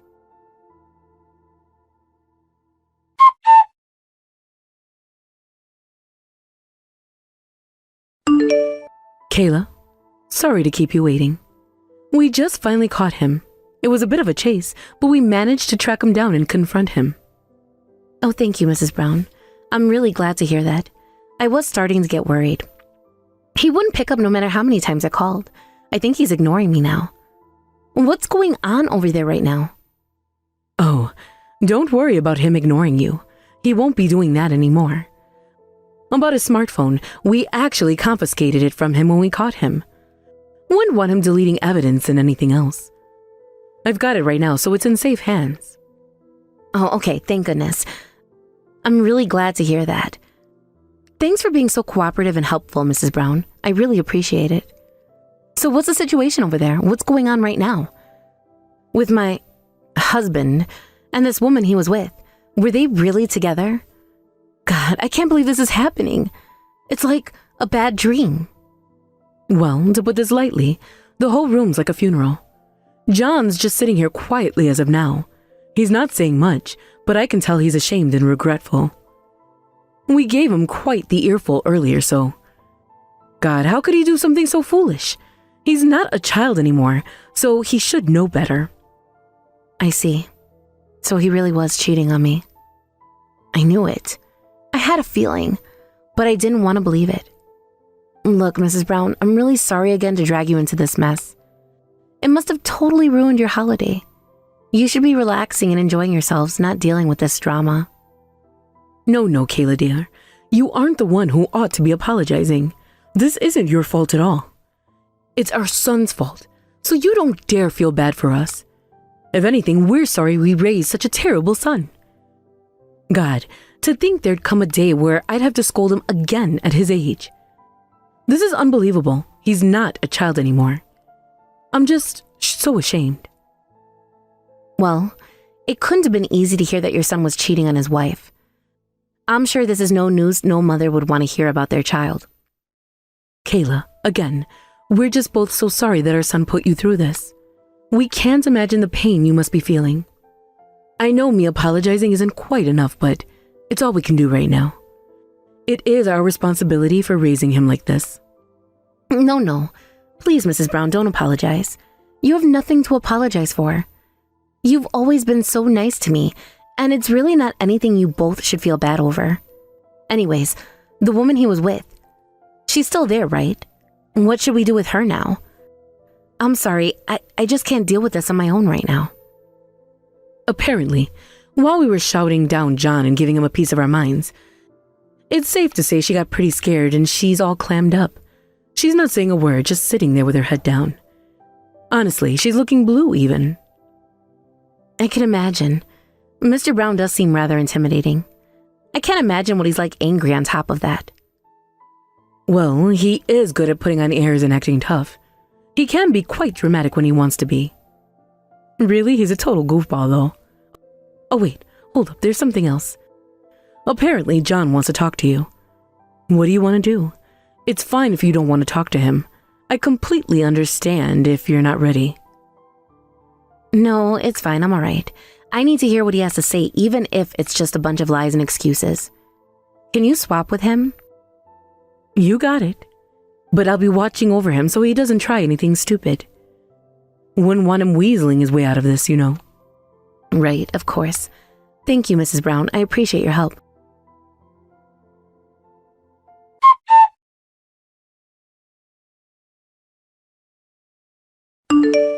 Hey, Kayla. This is John. Hi. What's going on, John? So you decided to finally speak to me, huh? How come you're so different from the people who raised you, huh? They're such kind and honest people, and you're a liar and a cheater. It's unbelievable. Plus, your mom seems to be doing just fine, doesn't she? Doesn't seem like someone who needs to be hospitalized, no? How about you explain yourself? I'm sorry. I'm really sorry, Kayla. I know I messed up and I don't know how to fix this. First, explain what's going on here. Don't just apologize. Don't think a sad apology is going to get you out of this. The whole thing about Mom's illness was a lie. I made it all up. I never really returned home. I was on a holiday instead. I came here with someone else. Oh, really? You don't say. What a surprise. And who's that woman you're with? The one your mother saw in the room with you? I've been cheating on you with her. It's true. I'm so sorry. Yeah, no shit. I figured that much out. So, how'd you two meet? Tell me the whole story. Don't make this harder on yourself.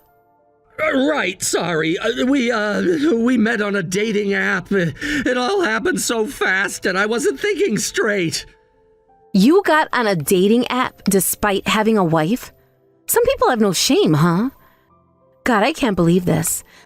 To think you'd also make up some shitty lie all to go on some holiday with her. You're unbelievable. Fuck you, John. You're subhuman trash. I don't even know who you are anymore. I'm sorry. I don't know what to say. I know I hurt you and I'm so sorry. I really regret doing this, okay? It was a mistake and I wish I could take it back. Please. Listen, if apologizing was enough, we wouldn't need the police or lawyers to prosecute your sorry ass. Don't think you're walking away from this scot-free. Wait. Are you telling me that you want a divorce? Please, Kayla, don't say that. Hold up a minute. Don't do this. We can work this out, I promise. Hold up. Now why the hell would I have to wait for a dirty cheater like you? You don't gotta tell me what to do anymore. I'm gonna have the two of you pay for all you've done. You'll regret ever meeting each other. But then again, I can't just beat you up and call it a day. I'm not going to stoop to your level. So I'll settle things with money since I'm feeling so generous. You're going to pay for the pain and suffering you've caused me. I don't mind paying, but can you let the girl go? Please, I know I'm in no position to ask, but... To think that you try and defend the person you cheated with. And to your wife, no less.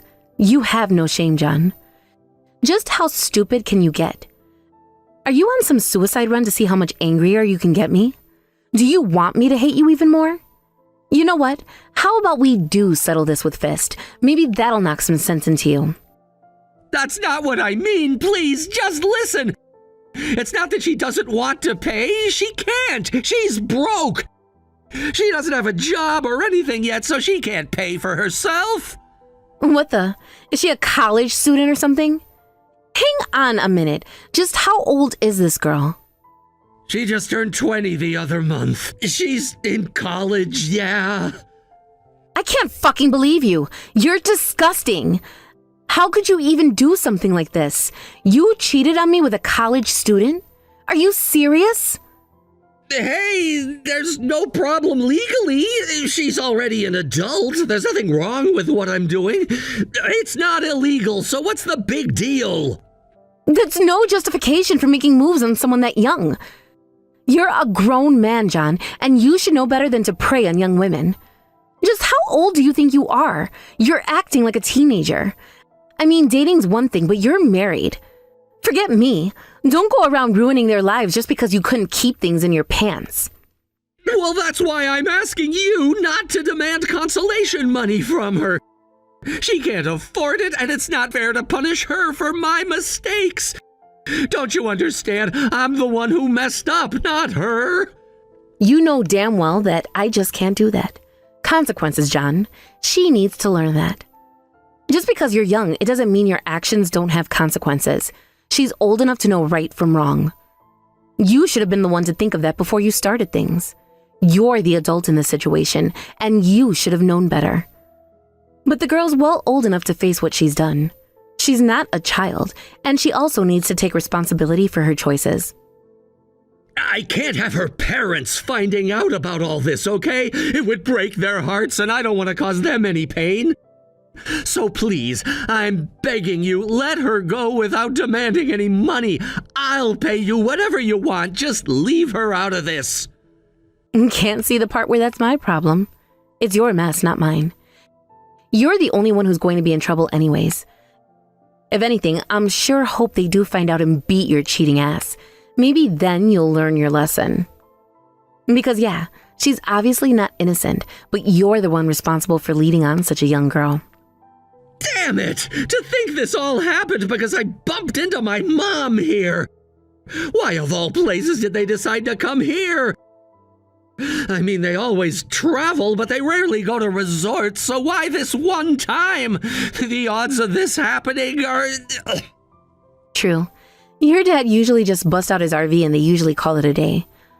Apparently this time they saw about that resort on the TV and decided to stay there. The TV? Oh no. Some traveling program featured it and it looked really nice. It must have caught their eye. I think I watched the same one, and then I just booked it without thinking. You got influenced by the same show. What are the odds? Yeah, you sure are related. That's hilarious. Hey, this isn't something to laugh about. There's no way it's coincidence that we just so happen to stay on the same day, too. The universe must be playing some kind of cruel joke on me. Who knows? Maybe the universe is trying to tell you something. That you deserve all of this. Guess karma's a bitch, huh? You reap what you sow, John. God damn it. I never thought I'd get caught like this.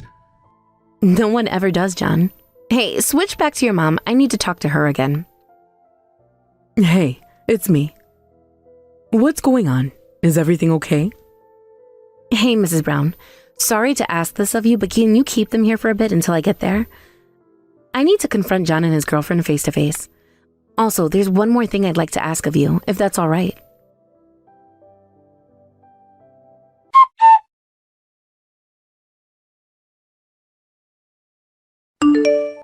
If you still got the phone, can you hand it over to John? I'm almost there and I'd like to speak with him one last time before I arrive. It's me, John. Yeah, so I'm going to be there soon. I'm just a few minutes away from the resort. Wait, are you seriously coming here? But I told you it wasn't necessary. Yep, I'm on a cab right now.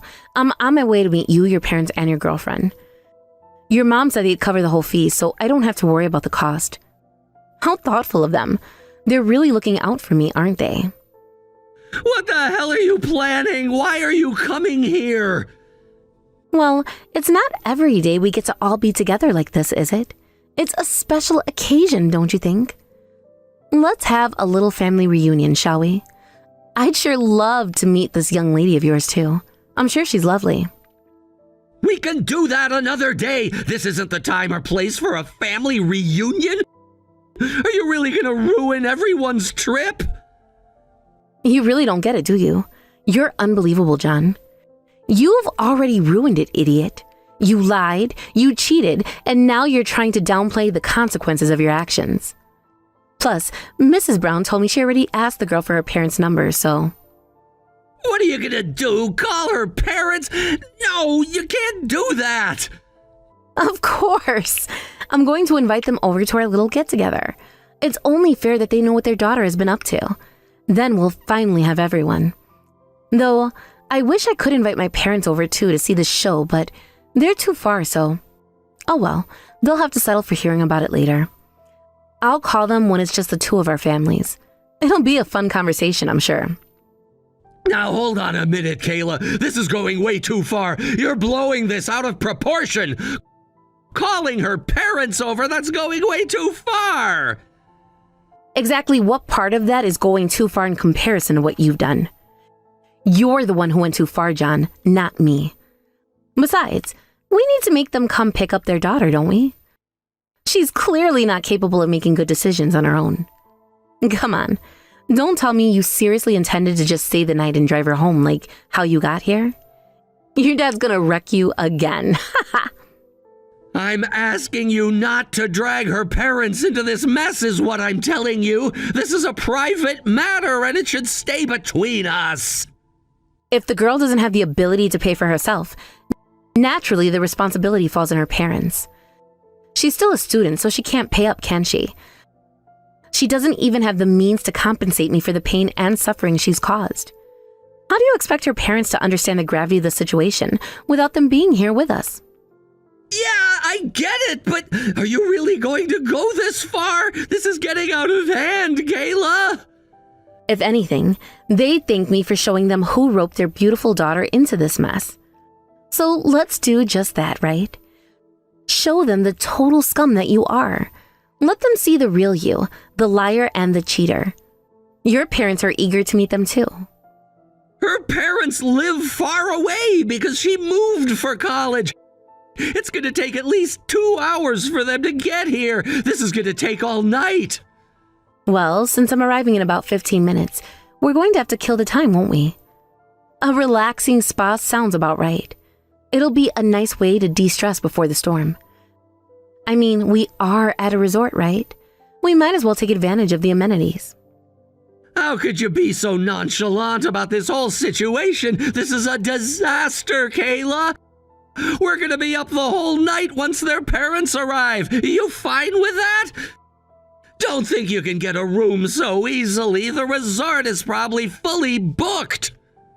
Oh, it's fine, since I'm going to be staying in your room after all. It's the least you can do after everything you put me through. I'm expecting your parents to pick up the girl, and if they won't, I'll kick her out anyways. Whatever the case, it's my room now. Don't you feel bad? This is going to be so hard on everyone involved, including the girl and her family. Plus, worst case, there's your parents' RV. We can always cram everyone in there if we have to. Anything really works for me, so shut up already. So there's absolutely no problem whatsoever in us staying up all night about what you've done, okay? Even so, all of this is just way too sudden. I need time to process everything that's happened. We can do this once we've all calmed down, right? There's no need to rush into this. I don't give a damn about what you want. Besides, I'm plenty calm, thanks.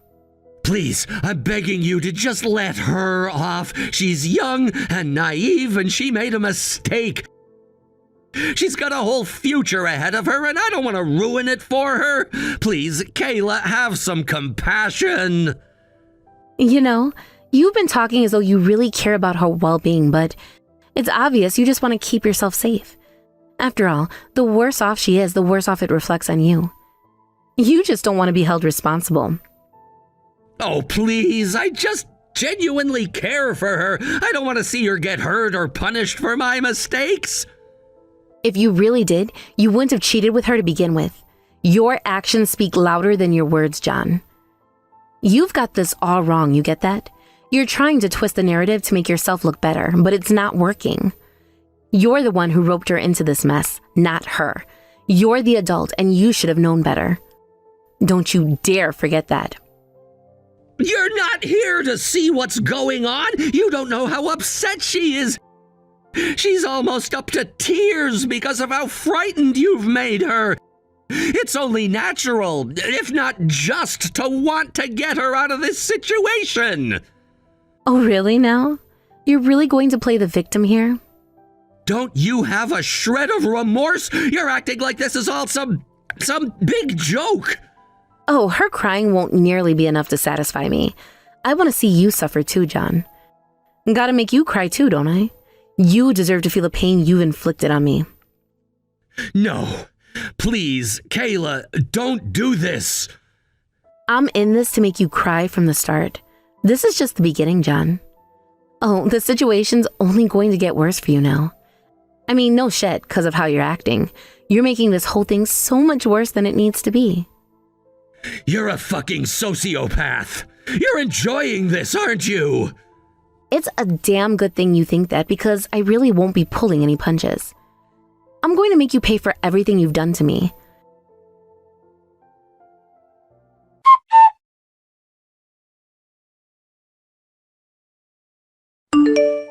When I finally arrived, my ex-husband and the girl get begging me not to demand the money. I was getting pretty annoyed of their whining until my parents-in-law told them to shut the hell up. John didn't dare say a word afterwards. And since John wouldn't defend her any longer, the girl just kept crying and apologizing. Apparently, he couldn't even come up with any way to comfort someone so young. Then the girl's parents finally arrived too. After hearing the whole story, they apologized and promised to pay the money. The girl decided to go home along with her parents, but right until she left, she kept glaring at John. Though to be fair, even if you're young, if you're cheating, I think you aren't much better off anyways. Now that a couple of months have passed since our divorce, apparently John never visits his parents anymore. Whether he's ashamed or scared of being judged, he's one pathetic man. As for me, I spent a tiny bit of the consolation money and enjoyed myself a holiday at the resort. It felt great to wash away all that baggage. Hey, Charlotte, you're not going to believe what I'm about to tell you. You've not heard anything about what's going on with me, have you? Oh, hi there, Sarah. What do you mean if I've heard anything? I'm not really sure what you're talking about. Well, I suppose I better tell you what's happened. I'm actually pregnant. I'm going to be having a baby. I really can't believe it's happening. I'm so excited. Oh, you're going to have a baby? Congratulations on that. Why, thank you, dear sister-in-law. I've been feeling really off lately, so I thought I'd better go to the doctor to see if there was something wrong. So the doctor ran some tests and things like that, and then came back to me to say I was pregnant. I was absolutely shocked, to be honest with you. But you're all right now, though, right? You're not feeling too bad? Have you been getting a fair bit of morning sickness or something? Yeah, quite a bit, actually. I've been feeling super nauseous basically every day for a while now. So doing housework's getting more difficult and painful for me to do since I'm not feeling so good. I wanted to ask you if you could come over and do some of my housework for a while, at least until I feel better about doing it again. You want me to do your housework? I'm not quite sure, but I think I can try and help between midday and the evening. Oh, really? I thought you worked from home, so you can do other things while you're in the house. Can you try and come to my house in the mornings? You can rearrange things, can't you? Just rearrange the times, okay? Like I said, I'm not really sure if I can do that. In the mornings, I've got a lot of remote meetings that I need to attend. Really? That's the excuse you're using not to help me? Whatever, I guess your work's more important. Can you just come by tomorrow and start cleaning the house for me? Yeah, all right, I'll help you out. I'll start doing some of your cleaning tomorrow. I'll help you until you feel better and can do some things on your own. It would be reassuring if my amazing sister-in-law who got pregnant first could come over and do some work for me. Yeah, I guess. However, you're exaggerating a bit by saying I got pregnant first. Oh, really? Well, I'm sorry about that. I guess you didn't want me to mention the baby you lost when you got 2 months into your pregnancy. Maybe I shouldn't call you amazing then? Okay. Don't worry about it. I'm still really sad about it, but I feel a bit better about it in my head. Well, I guess that's good to hear. It's already been over a year since it happened anyways. Well, of course, I'm already 3 months along, so I'm relieved that nothing's happened to me.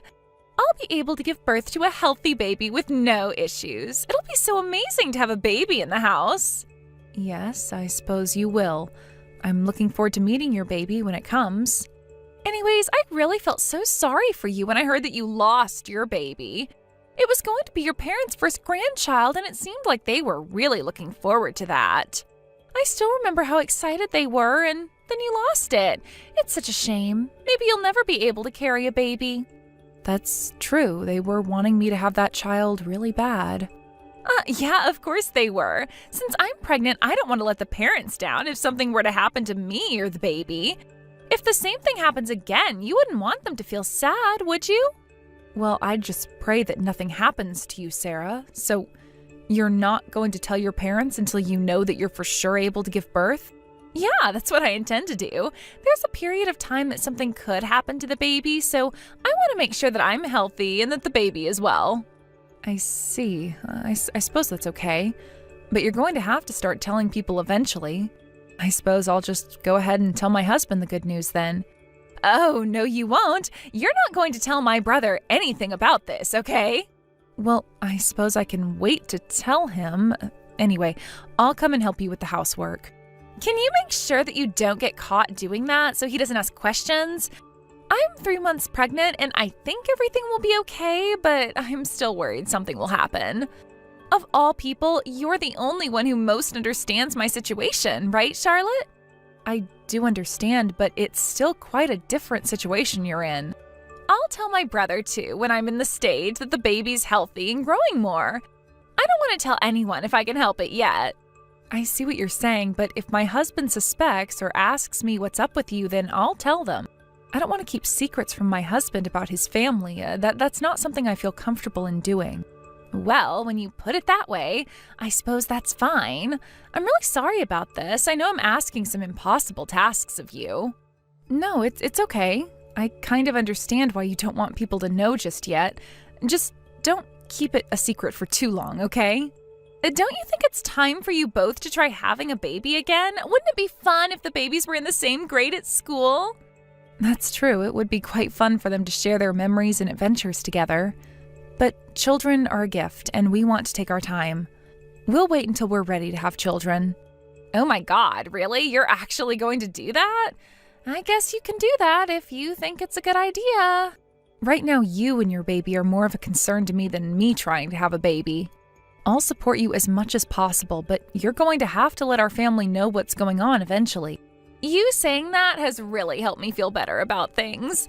I still don't know much about being pregnant, so please tell me all the things I need to know about. Charlotte, I need you right now. Can you come and pick me up? Huh? What for? Did you go out after I just got home? Yes, I did. My friend wanted to give me an early congratulatory gift for having my baby. We could only meet at night since she was free. Oh, okay. Well, that's nice of her to do that. Look, I'm just in the middle of making dinner, so maybe you could get a taxi home? No, I can't get a taxi home. Can't you just stop what you're doing and come and get me? Huh? What's wrong with getting a taxi? I'm busy over here. I can't get a taxi because I've got no money on me. Just please come and get me. It'll make things a lot easier for me. Why didn't you take your wallet? Don't you have a credit card either? They take cards too. I get that, okay, but that's why I'm telling you that I can't right now. Just please hurry up and come and pick me up. Are you really going to make a pregnant woman wait on the streets? Okay, I understand. I won't make you wait too long. I'll leave my house now and pick you up. That's what I asked you, and you made it so difficult. There's nothing wrong with asking for a ride home from you, okay? Also, could you lend me $300? Wait, what? What do you need that sort of money for, Sarah? I don't get why you're questioning me so much, Charlotte. There's just one place I need to stop at before you take me back home, okay? Are you sure? Weren't you mostly in bed today because your morning sickness was really bad? I feel like I've bounced back from that, so I'm fine with doing things. Is that so? If you're not feeling well, it's best not to push yourself too much. I feel fine. That's why I'm wanting to do the things I need to do right now. So can you come and pick me up again around 10 o'clock? Sarah, I really shouldn't be out that late at night in the car, and my husband's back at home too. I could get caught. Can't you just please help me out with this? There's so many excuses you could make, such as going to the convenience store, am I right? He won't suspect a thing if you just lie a little bit. I don't think it's a good idea to be out late at night in the first place, especially since you should be at home resting. Even if you're feeling fine now, you might not feel so good tomorrow, so you need to rest and save your energy for the baby. I understand what you're saying, but this is today we're talking about, and I've got things to do. Pregnant women should be able to spread their wings every once in a while with no questions asked. But I don't get what you'd be able to do at that time of night. Probably not much. I know what I need to do, all right, because unlike you, I don't mess things up. You shouldn't say things like that to me. I wasn't even pushing myself when I lost the baby. I just happened to be unlucky, and I guess it just wasn't my time to have a child. I get it. You don't even know why you lost the baby when you were doing all the right things, but of course I'm fine. I'm not going to lose my baby. If you say so, Sarah, I'm not going to stop you doing what you need to do. Okay, good. So stop dragging on this pointless conversation that I've got no time for this. I need to get things done. Hurry up and come and get me. You need to prioritize me since I'm the pregnant one and need all the help I can get. Hi, Sarah. I'm sorry to bother you at this hour. I was taking a bath and I didn't take my phone with me. What is it that you want at this time? I'm sorry, Charlotte, for texting so late, but just pretend that I've decided to stay at your house tonight. Huh? What do you mean stay over? What's going on? If my husband asks you where I am, just say that I wanted to stay over at yours for the night. Huh? Why would you want me to lie for you? Could you stop with the interrogation and just do as I say? You should be treating me with a bit more leniency since I'm pregnant, right? Just because you're pregnant, Sarah, it doesn't mean you can do whatever you feel like doing. People need to know where you are. If I'm going to lie to people about where you're staying, are you going to tell me where you'll be at for the night? I was having such a great conversation with my friend that we wanted to continue talking, so I'm going to their house for the night. Well, if that's the case, wouldn't it be better to tell your husband that you're going just so he knows where you are? What's the big deal about telling him that? No way am I going to tell him anything, and neither are you. He'll get mad if he knows that I'm hanging out with a friend this late at night. Lately, he's been urging me to stay at home since I'm pregnant and should be looking after myself. If he knows I'm at your house, he won't be so concerned about me and won't question what I'm doing so much. Just please do this little favor for me, would you, Charlotte? And keep your mouth shut about where I'm going. Sarah, you're pregnant and you're going to continue getting bigger. Just please go home and rest. You need to look after your baby. Your husband's right about you needing to be at home so he can look after you and help you with errands. Oh, shut up, Charlotte. He barely helps me. Maybe you're just jealous that I can still go out whilst I'm pregnant and be able to carry a child around in the first place. You know I'm right about that. You're completely useless when it comes to bearing children. But I, on the other hand, will be able to carry my child to full term. That's why you're so against what I do, aren't you? Why are you saying all of these terrible things to me? What did I ever do to you, Sarah? Hey, I'm just saying what's on my mind. You keep questioning me and it's so frustrating. I just wanted to be honest with you. I'm sorry if that's not the way you see the situation. Well, it's just making me more worried than I should be. What you're doing is very odd. I don't think so. Who knows, really? I suppose this is making you frustrated as well, right? No, that's not what I think at all. I just want your child to be born happy and healthy, so I'm worried about your condition. Especially when you go out so late at night. Why are you being so attached to me and this child? It's kind of gross, to be honest. Is it all because you want what you can't have? What's that supposed to mean, Sarah? I'm just wanting you to bring a healthy child into the world. This side of you is gross, and it makes me cringe when you say things like that. Even my parents bought all that crap right away when they met you. I think it's so fake. Do you think you're good at flattering people or something? Well, I don't intend on being like that. I just want to be a nice person to everyone. Aren't you going with my mom to a show or something like that?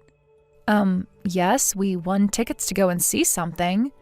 But you didn't invite me to it. Don't you realize I feel like an outcast in this? Well, I didn't invite you because when I mentioned it, you weren't interested at all. But you didn't need to make me feel like an outcast, all right? You're actually so fake, and in reality, you've got a mean personality. It seems like I'm the only one who knows your true nature, but you still try and support me in this pregnancy. It's so odd. Are you doing this so that my parents will praise you for all the hard work you did? Would you quit it with all these weird assumptions? All I did was listen to you when you asked for my help with the housework. I did as you wished. Oh, shut up, Charlotte. This is a sensitive time for me. Don't do things that make me feel wound up. If something happens to my baby, it's all your fault, okay? I think we're on completely different pages here, and I'm feeling super uncomfortable in this conversation. Okay, whatever. Look, if my husband calls, just talk to him and tell him I'm with you. Just do as I say, all right? Okay, Charlotte, when you come over to my house, please buy some tuna for me. I'm afraid I can't do that for you, Sarah. What do you mean? Are you trying to tell me to stop eating tuna just because it's fish? There's no need to worry so much about that. It's all right. I'm fine, so just go out and buy it and bring it to me. That's not the problem here, Sarah. Then don't worry and just buy it then. The baby inside me is doing well, so just get me my tuna. Look, Sarah, do you really still need my help with everything? You seem to be able to hang out with your friends a lot. So does that mean you're able to do some of the housework yourself? No, I can't just do the housework. I'm still really tired during the day and I've been a bit anemic through this pregnancy. I'll start doing it when I'm ready to do it and I'm better. Just take care of me for a while longer so I can give birth to a healthy child. Well, what I'm trying to say is I don't like this, as I don't think there's any need for me to help you out when I think you can do a lot of the work. How am I supposed to look after a child who's not even born yet? That's your job since you're carrying it. What's that supposed to mean? Why won't you look after my unborn child? You're supposed to help me be at ease during this pregnancy. I mean what I said. I'm sure you understand what I meant. Are you trying to tell me that I'm going to lose my child? You can't just say that sort of thing to a pregnant woman. Why would you say such cruel things? I'm going to tell the mothers around me about the horrible things you say to me, that you hurt my feelings. What are you talking about? Why are you twisting my words? I never said anything about you losing the baby. You're the one who's pregnant in the first place. With you carrying it, you need to look after it. Well, I can't say that I'm often... What's wrong with asking for your help? You're the one in the wrong since you're lying about being pregnant to everyone because of your affair. Have you not thought about that? My affair? What on earth are you talking about? Why are you making such crap up? Oh dear, I know everything you've done, Sarah. Don't even try to deny it. I was wondering why you were keeping your pregnancy a secret. So I started to investigate why you were doing that. You seriously started spying on me? Are you kidding me? How did you do that? How do you think? I hired a private investigator, of course, and I also did my own search as well. Oh, for goodness sake, are you crazy? Why would you get someone to stalk me? I don't think I'm the one who's crazy when I did nothing wrong. You were hanging out with the man you're having an affair with, weren't you? Do you really think that? Where's your proof that I was? I could have been with anyone. I can say that it was him because I've seen the proof. I found out that your friend that I used to drop you off at was actually his house all along. I feel so bad that I indirectly had a part to play in your indiscretions. I feel really guilty when I shouldn't. You're the one in the wrong, not me. I can't believe this. You've completely misunderstood everything, right? The man you think I'm having an affair with, he's just a friend. If he's just a friend, then how come I've got a photo of you both kissing outside of his house? Do you really think friends like that kiss for a long period of time? Also, the OBGYN you go to just prescribes pills, right? He doesn't do anything more than that, right? Oh wait, just kiss you and have an affair with you. Nothing to worry about, right? Fine, I admit it. But what's a secret between two women anyway? What's the big deal? Excuse me? Are you expecting me to keep this a secret? Don't you realize how terrible that is? If you keep this a secret, then I'll be able to help you out with whatever you like in the future if something goes wrong. Well, during your life, there's probably things that you don't want to tell your family or your husband, right? When the time comes, you can tell me. That's not a bad thing, okay? I'll never need to do that, Sarah. I don't cheat or hide secrets from my husband. We've got a relationship where we communicate everything. But won't you get tired of dealing with the same person day after day? I have, and I bet you will too. No, because there's a thing called love and trust, Sarah. There's one thing that bothers me about all this. If you answer honestly, then maybe I'll consider your idea. I might be nice and keep what's happened to myself. It'll only be for your baby's sake. Answer honestly? What are you talking about? Haven't you found out enough about what's going on anyways? Why are you keeping your pregnancy such a secret? Is there something that you don't want others to find out? You've not told your mother-in-law and you've not told your husband the truth, have you? It's because I don't want to say anything in case I lose the baby. Besides, once they know, everyone will be treating me well, right? Do you really think I'm going to believe that lie? You really are the worst person I've dealt with in my life, Sarah. I gave you my answer, so promise me you'll protect my secret. I don't need anyone else finding out when it's really none of their business. You really think that I'm going to keep a secret like that? No way, Sarah. I'm not going to do that. I just said I'd consider your idea. Are you kidding me? You're just playing me? You can't treat a pregnant woman like this. And you can't go behind your husband's back and get pregnant with another man's baby, Sarah. There's no way I'm protecting you from what happens to you. Just wait a minute, okay? Please, don't tell my husband. My baby needs a good father. I'll pay you hush money if need be. I don't need any hush money. Also, I better tell you that your husband can see all the messages you've sent. He's sitting here beside me. Charlotte, please tell me you're joking. You can't do this to me. I haven't done anything to you. It seems like you're in big trouble now, Sarah. You've made your bed, now lie in it. Don't contact me again. I am not helping you out of the web you've spun for yourself. Please, don't do this to me. What am I supposed to do with the baby? I really need help. Don't abandon me with this. Please, Charlotte, answer me. Of course, with the discovery of her affair, Sarah and her husband got divorced. Both parents were shocked, and she wasn't let back into the family home. I've got no idea where she is. The last time I saw her, she came by asking for money. She started working at various cafes, but she eventually ran out of money and asked her ex-husband for help. He kicked her out without giving her as much as a penny. By that time, she was in a dilapidated condition. She might be in an even worse position now. No one has sympathy for her as she's so self-centered. I returned to a more relaxed and comfortable life without her in it. I actually told my husband what was happening since the beginning. I never wanted to lie to him as we share so much together. After a few months passed, I found out I was pregnant again. The baby is well and we're both healthy. I want to give as much love as possible to my newborn baby as I wish I could have done with the first baby I got pregnant with. Rachel, do you have any plans this year for the 4th of July? If you don't have anything figured out for that time, would you like to go on vacation with me? Go on vacation with you to somewhere? Why do you want us to go with you again? Well, when I was at a baseball game last week, I won tickets from a raffle that was held there.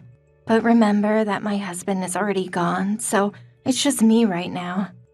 And so instead of just going by myself, I thought it would be more fun to have you come along with me. The tickets are for a 7-day stay in a cabin out in the mountains, and there will be ATVs that we can ride and some great hiking we can all go on. There's even a nice river that runs nearby that you can both go swimming in if it starts to get hot. Why should we have to come with you, though? You have another son and his wife as well, right? And I'm sure you could find some of your own friends to go with you, right? Well, last year I already went with those two to an all-inclusive resort, and most of my friends aren't that active anymore, so a trip like this wouldn't be something they can enjoy. You did say something about that trip back in the fall of last year. I already had a chance to go out with those two on a vacation, so this time I think it's you and your husband's turn. Sometimes I really do want to just be around my older son and you. Remember that it's almost been a year now since we've last met. You didn't come out for Thanksgiving, and you didn't make it up during Christmas or New Year's as well. So I'd love to have a week of just the three of us together so that we can all catch up a bit and grow closer. I can see that, but I'm okay without going on a trip. Well, if it's the cost of anything else on the trip that you're worried about, I'll be paying. This is not a problem with money. If we join you to go, it'll end up being just the three of us going. You, my husband, and I'm not okay with that. You don't want it to just be the three of us going? I'm sorry, but it's uncool to go on vacations with your single mother-in-law. If you'd really like us to come, have your second oldest son and his wife join us as well. But if you can't do that, then I'm not going. I've thought this for a while, but do you just hate me in general, Rachel? Did I do something that upset you in the past? Nope. And I don't hate you or anything like you've said. I already know that you have some kind of prejudice against me, though, as your mother-in-law. Well, you and I are family now since you've married my son, and so I'd like it if we could all try to get along better. And I thought us taking this vacation would give you and I a chance to become even closer and close the distance that we have had between us. Linda, there are people that fit together, and there are people that do not fit together in this world. And as for you and I, you're just not the kind of person that fits me. I don't fit for you, huh? That's right. So stop trying to force the two of us to be closer when it's impossible. I'm sorry, but it's never going to work and is a waste of time. What about me do you hate so much? If I have something that's bothering you, then I'll try my best to fix it for you. I understand that you are the kind of person that just thinks they can get along with anyone, no matter who they are. But I see you in a different way from all the rest. I know that all you are is someone who sees themselves as the most important. Is that so? And another thing is how much you judge others. I can hear you talking all the time about who is pretty and who is ugly and all of that. But I think you should stop from talking about others until you've looked at yourself. You're talking about me. Do you want people to pamper you because you're so old now? To tell it to you straight, I'm not going to give in to your ways of thinking. I think that the way you are is pretty embarrassing, so I'd like that you and I stay a bit further from one another. So this is how you've been thinking of things all along. Well, are you finally able to see how I feel about you after so long? I'm not going on that vacation with you, and I don't really want the two of us becoming any closer to one another. All right then. I guess I'll be taking my younger son and his wife on this trip. Go ahead and do that, please. From now on, don't even bother inviting my husband and I on anything else.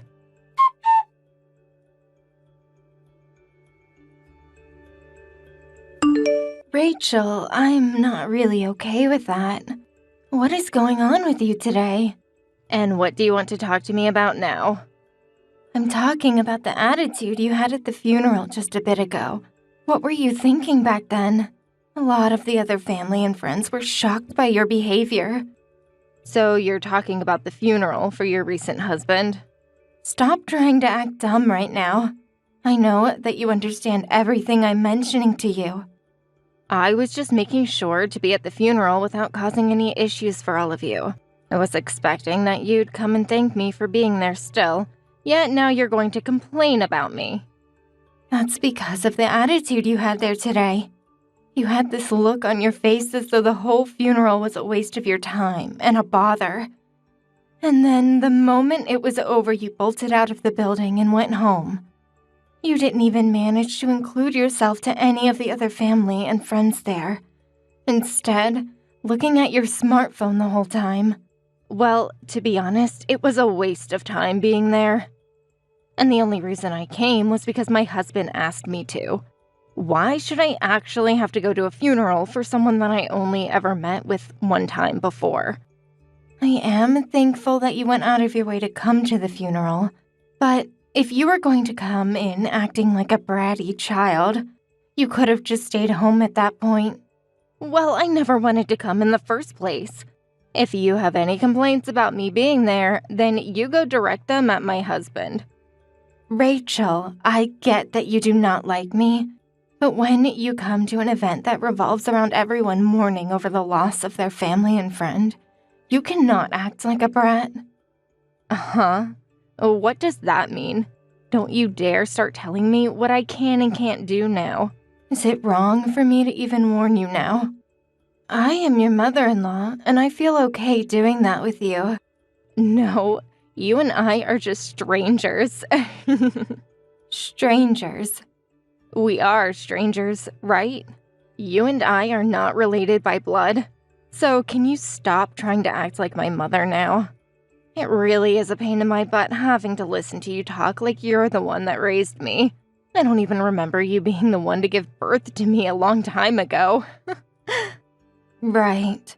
So to you, all I am is a stranger, right? Yep. I've thought that ever since I got married. Well, just like at the funeral, it seems you're going to start acting like a brat once again. Well, I hope you don't ever act this way when you come to my funeral. No, actually, I'm sure that you wouldn't even come to my funeral in the first place. Well, if you don't need me to go there, then I won't. It's all just an absolute waste of my precious time. I understand everything very clearly now. I'll join you and start to think of you as a stranger, well, from now on. Just as you've always wanted, okay? That'll be fine with you, right? Of course. I feel as though a massive weight has just been lifted off my back now. For a long time now, I just assumed that I'd have to deal with you until the day you croaked, and that I'd have no other choice.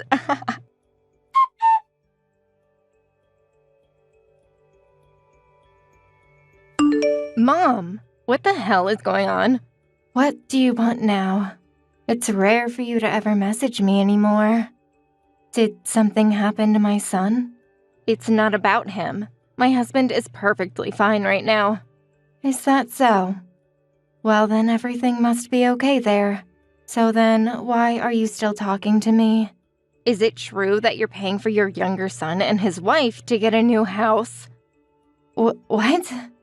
So you went and contacted me after a year of complete silence to talk about that. Well, I am paying for their new house, but what does that have to do with you? Having to pay for a brand new house to be built is a lot of money, right? That's right. It sure is a lot.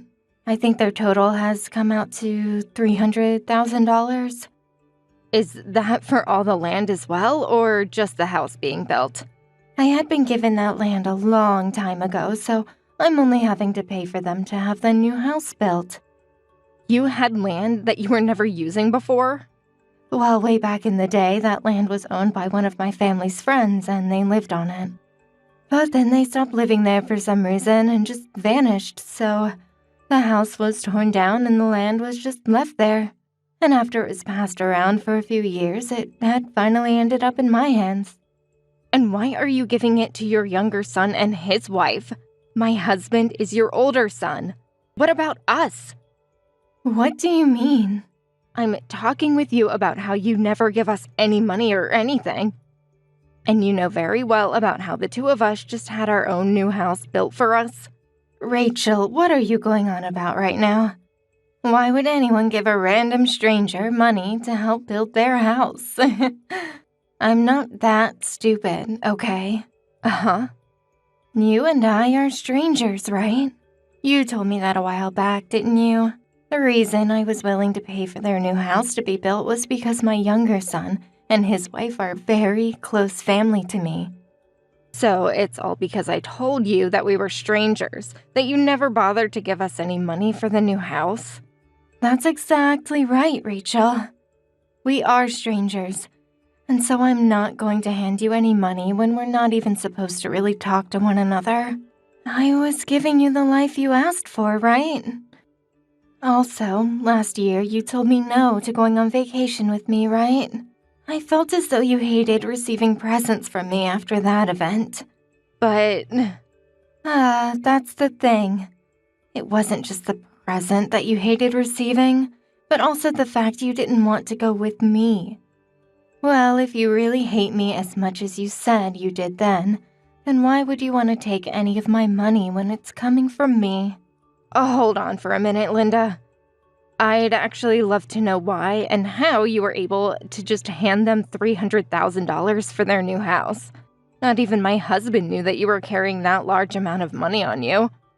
Well, of course I had been given a large amount of money from my husband when he had passed away. But of course it wasn't just the money that he left for me that allowed me to give that kind of money away for their house. The reason I have had so much financial freedom now is due to my father. Your father? Wait, you're talking about the man you had that funeral for? That's right. Actually, my father had a pretty decent amount of money sitting around after he had passed away. And since my mother passed away around the same time my husband did, my father's money would go to me and my older brother. Uh-huh. So you're saying that your whole family had that kind of money on them? Even though the funeral for him looked so basic and all. You really are such a rude woman. Start speaking like a proper adult. The reason we had such a basic funeral is because my father's friends put it together for him. My father was a huge saver back in the day, and he hated being seen as a rich man when all he really cared about was his family and friends. So even though your father was that rich, not even his grandson, my husband, was able to find out about that? Did you all really manage to keep all that a secret from him? I made sure to tell all my kids about him and his money. I let them know that he was a rich man, although he wouldn't let himself look the part. I'm sure they never believed me when I told them that, though, because of how simple a man my father was. So my husband never chose to believe you then? To be honest, even I didn't know about how much money my father was carrying until the days after he had passed and I had met with his lawyer. But of course, I'd never had known before. But apparently, my older brother knew about the money he had a long time ago. And by the way, that house being built for my younger boy and his wife is a part of what my father had asked for. So that's what's been going on. I knew something strange was going on. I never even heard about you having land that was just sitting around. Well, I didn't have anything that I could use the land for. And my brother was the one that got my father's house after he passed. I was just given that piece of land and money in the end. And since my younger son wanted to build a new house, I thought it was the perfect chance to have that land put to use. And so I considered all of that as his grandfather giving him that land to use. So, What? If you're asking about yourselves, there is nothing for you both. I only had that one piece of land and it was going to my younger boy and his wife. But because of me only receiving that little piece of land, the rest of what I got from my father was all money. They are planning on having a baby soon as well, after the house is ready. So when that baby comes into this world, I'll make sure to give them a little bit more money as a present for bringing my first grandbaby. that's screwed up. All you're doing is caring for those two. What do you want me to say? This is all what you wanted from the start, right? But back then, I didn't think things would turn out like this. Well, if you're starting to regret us becoming strangers, then you can try and act a bit nicer towards me, and maybe I'll consider you family again. How much longer do you plan to act like a jerk towards me?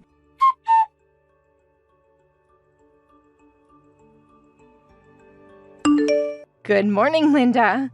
Do you think that me and my husband can come over to see you? Come on now. Tell me what's going on this time. This is the first time I've ever heard you ask to come over to my house. Well, I wanted to come over and apologize for everything that's happened between the two of us. I don't need your apologies. I'd rather just the two of us stay complete strangers, okay? I think by staying distant, it'll benefit us both. I'm so sorry for everything that I've done, though. Linda, can we take back calling one another strangers from now on? Please forgive me. Please let my husband and I back into your family. But you had told me before that it was impossible for you and I to get along, right? So the two of us becoming family again is going to be a bit too difficult, I think. And I don't want us to have to force one another to become happy together. That's not what I meant. Then what did you mean? Really, I was looking up to you so much, Linda. I highly doubt that crap, Rachel. I'm being serious. I was jealous of you, actually. You are way older than me, yet you get to look so beautiful, like you're my age or even younger. You always got to have everyone find an interest in you. And I was really wanting to be like you in every way because you are just so perfect. So, because of how jealous you were of me, you had to act like a brat? Well, whenever I was around you or had to talk to you, I felt awful inside. So that's why I had said some terrible things and wanted you and I to become strangers. I'm so sorry about all of that. Oh, so me being around causes you to be in pain then? I'm so sorry as well for never realizing something as serious as that. Well, just like you said, it's better that you and I don't treat one another like family after all. No, I'm over all of that now. Actually, I have some problems with you being around me as well. So that's why I think you and I can never truly become family. I think that just having my younger son and his wife around will do. My son's wife and him are both very nice to me, and she loves to hang out when she gets the time to. Please, Please just forgive me. I promise that I'll never act like a brat or say anything rude to you ever again. Jeez. The moment that you learned about the money I have, you changed your attitude towards me on a dime. Do you really want the money that I have that badly? That's not what any of this is about. I just thought that maybe it was time you and I started to work towards having a closer family relationship with one another. Could you stop trying to say all that bullcrap to me? I've already heard enough about you, Rachel. You ended up having a house built that is way out of your financial zone. And so now that most of the house is complete and all the bills are being processed, the cost is a lot more than you first thought. Well, we were just given so many options to choose from when planning the house, and at some point we went a little overboard with it. We really never meant to put all our money into the house. But now with all the loans we've had to take out on the house, there's no way we're going to be able to have the kids we've wanted to have soon. I really wanted to start having kids this year, but now I'll have to give up on that dream. Well, with the way you think and act towards others, I think it's better that you don't have any kids. If you started to raise your own kids, they'd all turn out as bad as you, or would be put through hell being around you all the time. But I want them. But right now, we are not able to pay off all our loans. Do you think you could help us pay for them? I can't do anything about your problems. If you're having that much trouble paying for all that house, then maybe it's time you sold the place. I don't want to sell this house. I was finally able to make the house of my dreams. I don't want this. I hate that. If you're just going to complain about everything in life, you're going to lose it all and be left with nothing. What do you mean by that? I got a call from my son. I'm talking about your husband, okay? He says that he really messed up marrying you. He said that? Well, I never heard anything from him about any complaints. He said that when you weren't able to control him like you had hoped to, you began to tear into him. And he couldn't take any more of the arguments you'd get into. And so he called me, telling me that he's begun to think about getting a divorce from you so he can end all his own suffering. A divorce? So now he plans to just throw me away? Why would he do that? Well, the problem that started it all for him was the way you acted back at the funeral for my father. Back then, he never imagined someone like you acting that way towards his own grandpa. And after that funeral, you and him got into a pretty heated argument over what had happened, right? Well, a small argument. But you can't call what happened then a heated argument. He just told me that he didn't want me acting like a child anymore around us. But then you freaked out on him for saying that, and he had to shut himself up, right? He didn't even say anything that was wrong to you. Rather, he just wanted to keep you from being a jerk to everyone else, and you took that as a chance to tear into him.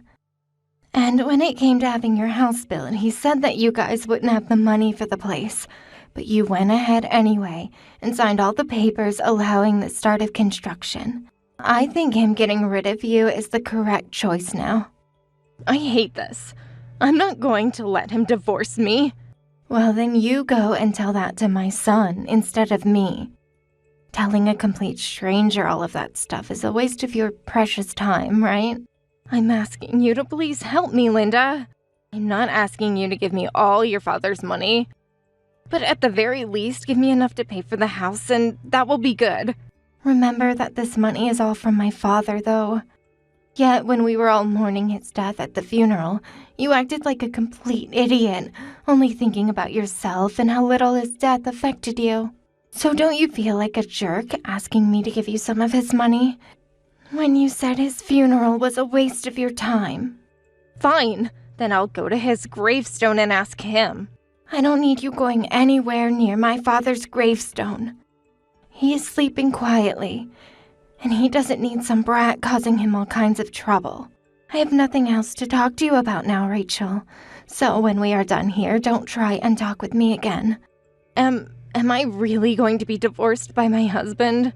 Do you not have a care in the world about what's going to happen to your oldest son and his wife? Our marriage is in danger right now. And who cares? My younger son and his wife are amazing, so only having them around is just fine by me. The divorce of a stranger and my son has nothing at all to do with me and my family.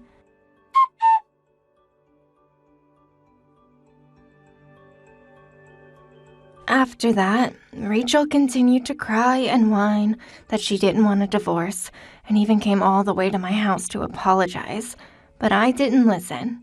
And after that, the relationship she had with my older son turned into a huge mess that was never going to be fixed.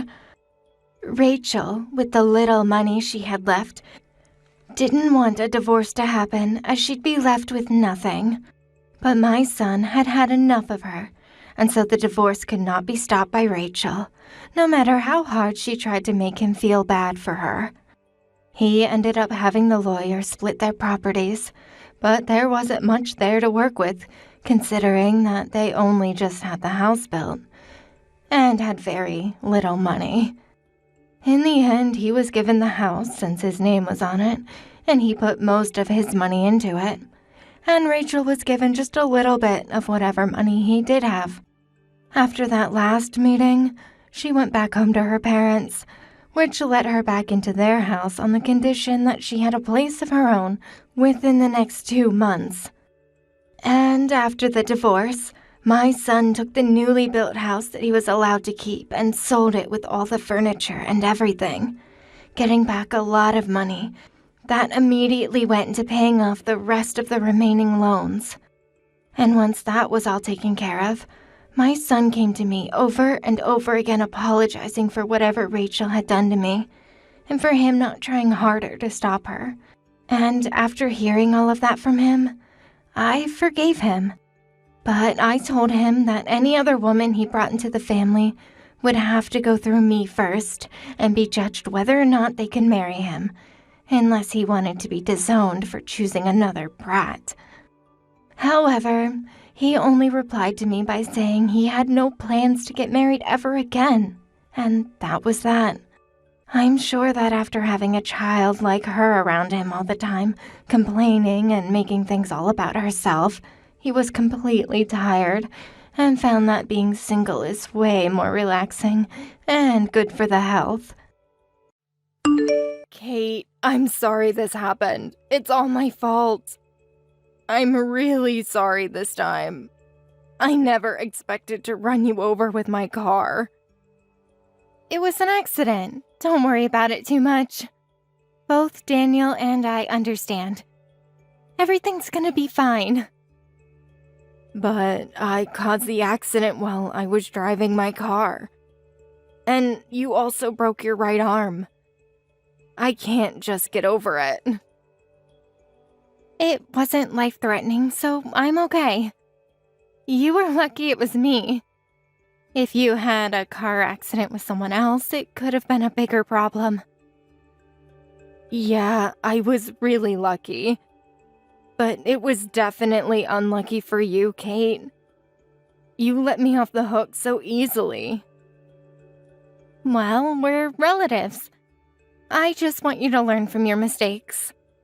I don't plan to ask you to pay me money or anything.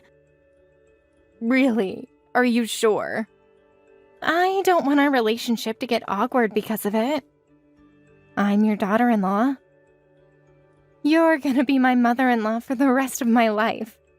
Plus, the insurance company paid me money to cover for my fees.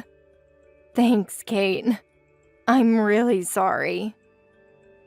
It's all my fault, yet you're so kind to me. I hope I can do something in return. If so, could you get a traffic mirror? I've been asking you this several times already. It's pretty dangerous near your parking lot. Yes, for sure. My husband got it as soon as I had an accident. It's difficult to look out for other cars and pedestrians when you park your car. I think the bad visibility caused this accident.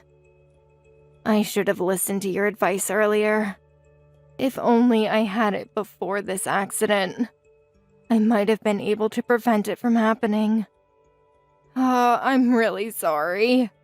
We can't change what already happened. As long as we learn from our mistakes, it's okay. It's something from the past. But, oh, Kate, I have an idea. How about you move in with us for a while? Uh-huh. Move into your house. I heard you were about to leave the hospital. I bet you still can't use your arm. Daniel's also on his business trip, isn't he? Yeah, that's right, but I don't want to be a burden to your family. There's nothing to worry about. I bet it's hard to do everything by yourself with just your left arm. Let me help you, Kate. We'll look after you until you recover. Really? Of course. You're more than welcome. I'll be glad if you can accept my offer. All right, if you say so. Thanks so much. I'll pick you up on the day you leave the hospital. Before we head to my house, we'll stop by at your house so that you can get some necessities. Okay, thanks a lot.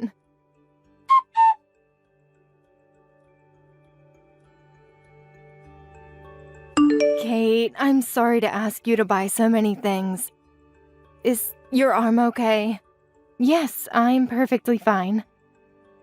I want to express my gratitude for having me in your house. Going shopping for groceries actually helps me exercise too. I'm glad to hear that. You've been so nice to me. I can't just do nothing at home. It feels nice to do housework once in a while. Really, I hope you don't mind. You're really good with your hands, Kate. You managed to do housework with just your left arm. Doesn't it feel weird? I'm actually surprised myself that I'm managing it. There are still many things I can't do, though. You're doing really well. You'll be able to live your normal life again in no time. I hope so. There's still some time until Daniel comes home from his business trip. I really hope I get better until then. If so, do you want to try doing some more housework? Huh? What do you mean? You know, the housework I'm asking you to do now is easy. Like going to shop for groceries and doing some laundry. Well, I guess it's still really hard for me to cook. Right, but I think it's best if you start getting used to other things as well. Maybe start doing some housework on your own. I think I get what you're saying. Don't you agree? I'm glad you understand. We really have similar mindsets. But, you know, I think it might still be hard for me.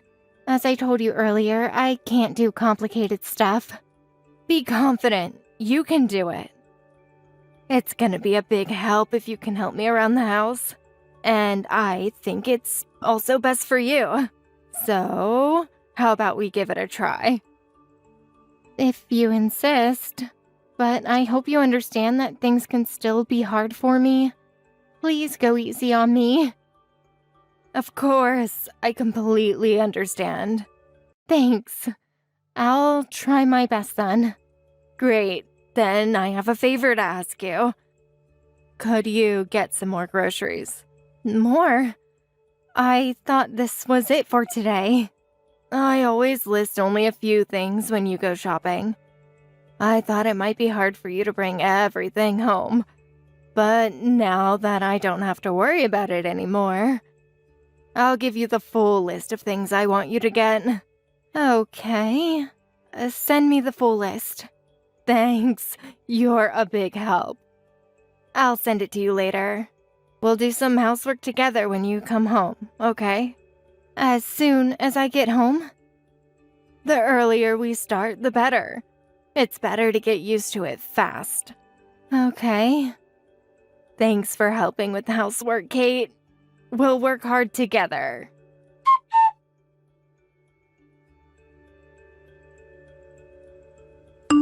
Kate, how was your visit to the hospital?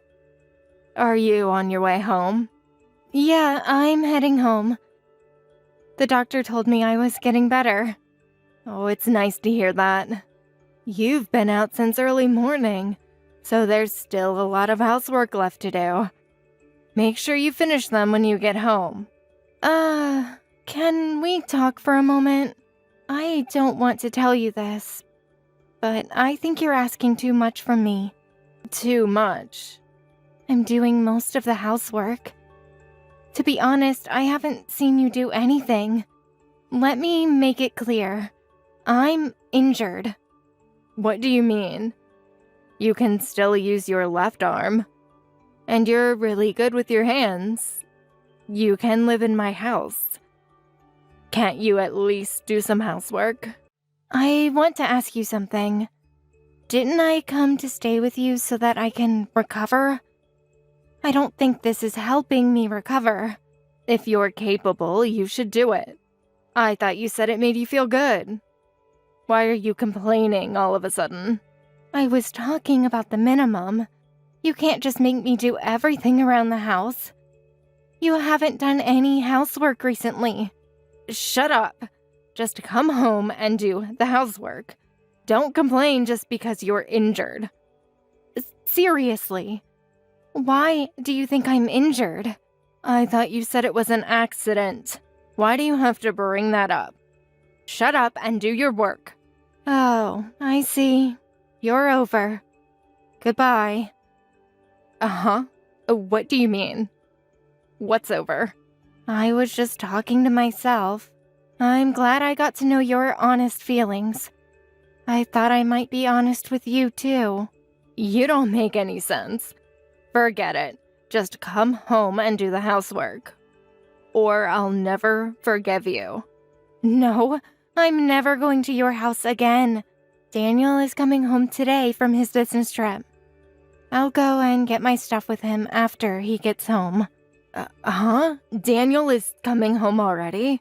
I thought that wasn't the plan. Well, plans are bound to change. You'll understand soon. Thanks for having me. Things are gonna get hard for you, but good luck. What do you mean? I won't forgive you if you don't come home. How about the housework? Do it yourself. I'm gonna get busy, so I can't waste my time on you. Goodbye.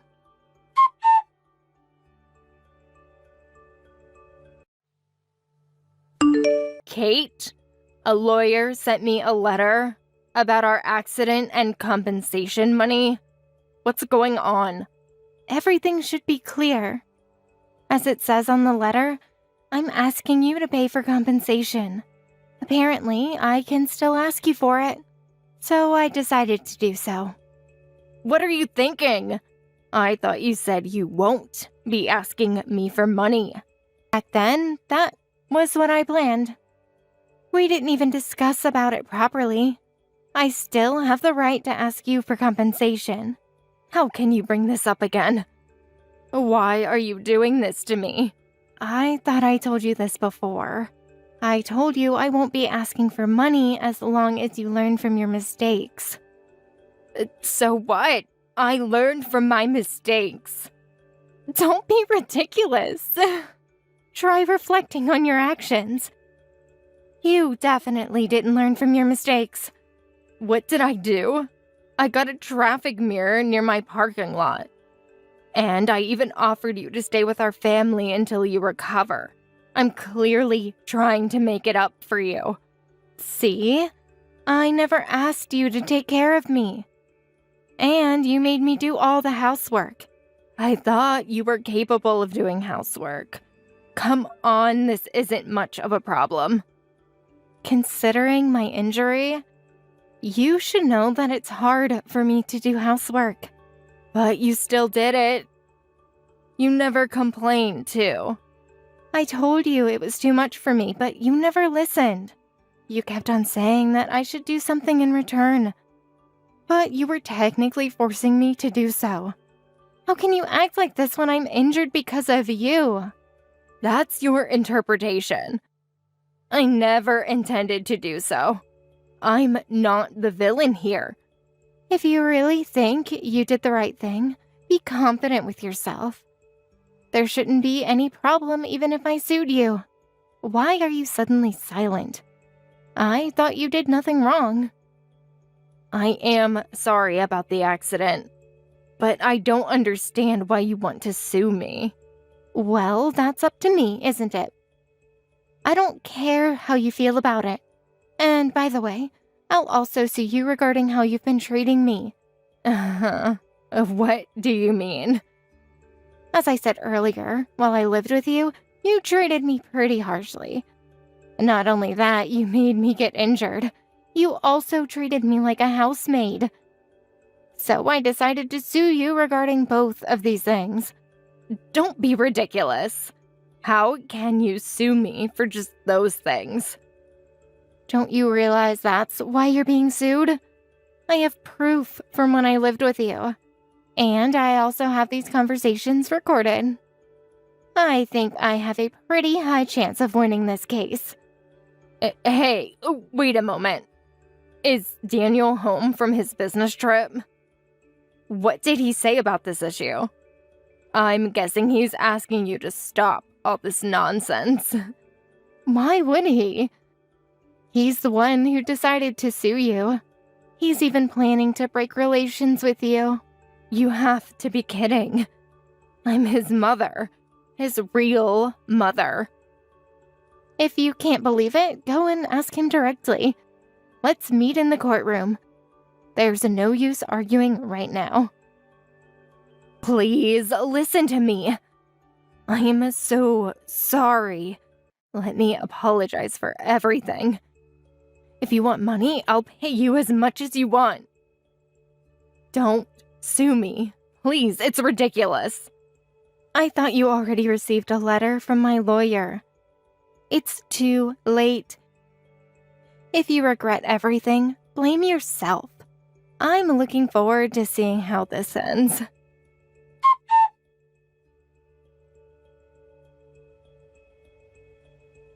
As I planned, I sued my mother-in-law and successfully won the case.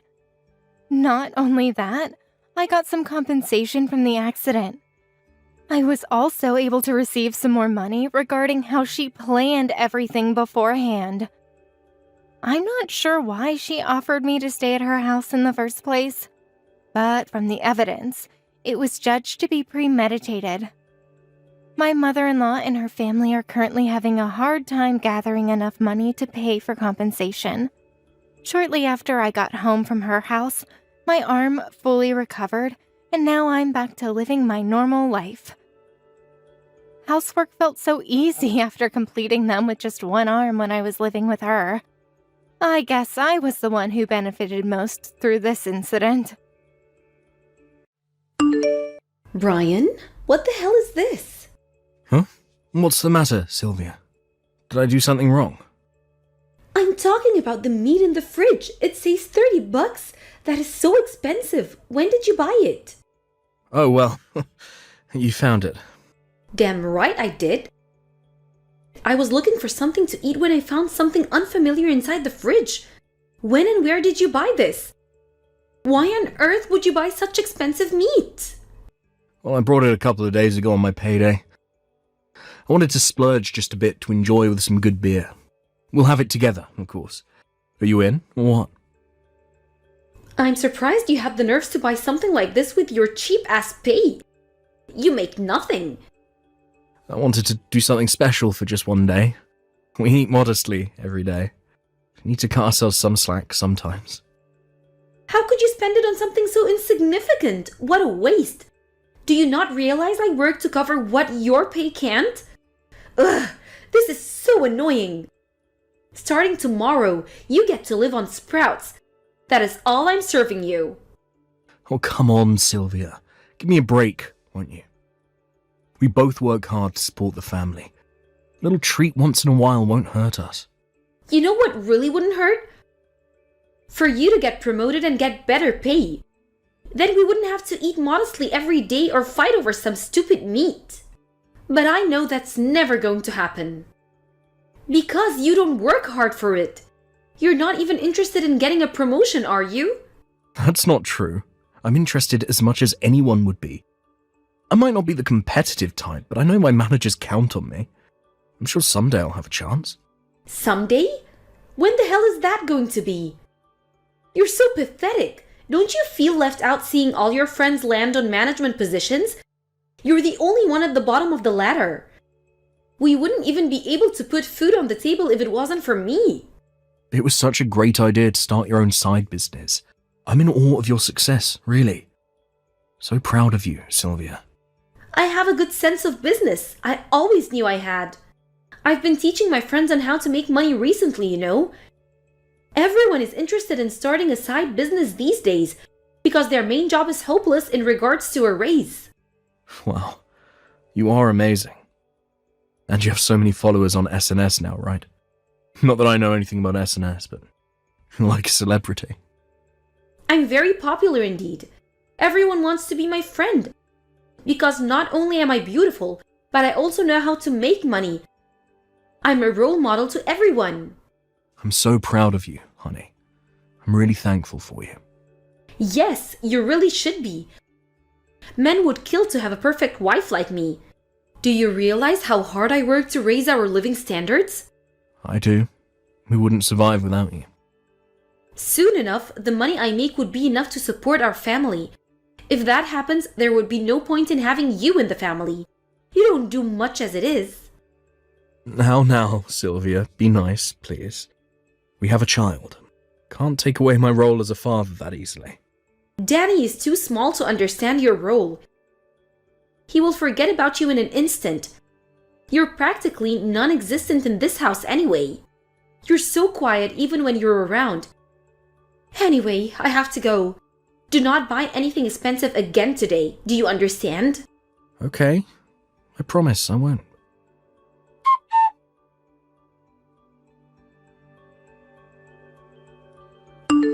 Can you buy milk on your way home?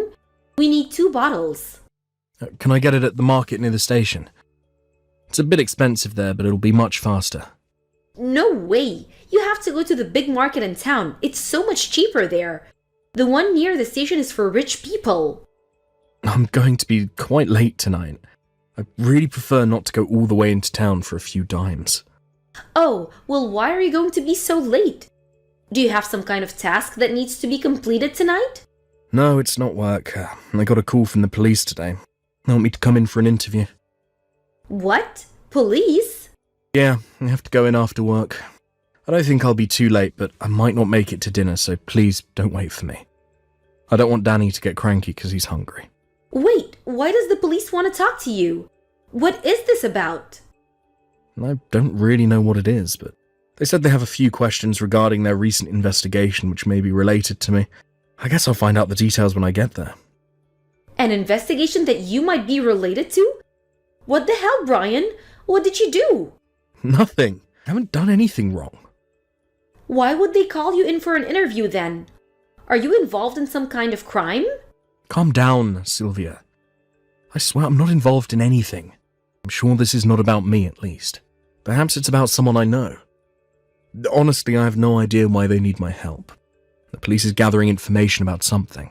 So if they need my help, I must go and do my duty. Especially because I have nothing to hide. Still, why you? Wait, does this have something to do with the man who's been loitering around the neighborhood recently? No idea. I hope they don't think the loiterer is me. What if they do? You don't think that's me, do you? Because it most definitely is not. I heard that he went up to talk to a little boy playing in the driveway. It totally freaked all the other moms out. The neighborhood has been on high alert since. I would never do anything like that. Besides, people know who I am around our neighborhood. Do they, though? You're such an introvert. No one's ever seen you outside. Brian, it better not be you. I would be totally grossed out if it were. I mean, you have a kid of your own. This is sick. Sylvia, what the hell? I'm telling you I have nothing to do with any of it, I swear. I don't understand why you would think it's me. You know. I'm not the kind of guy to scare a child like that.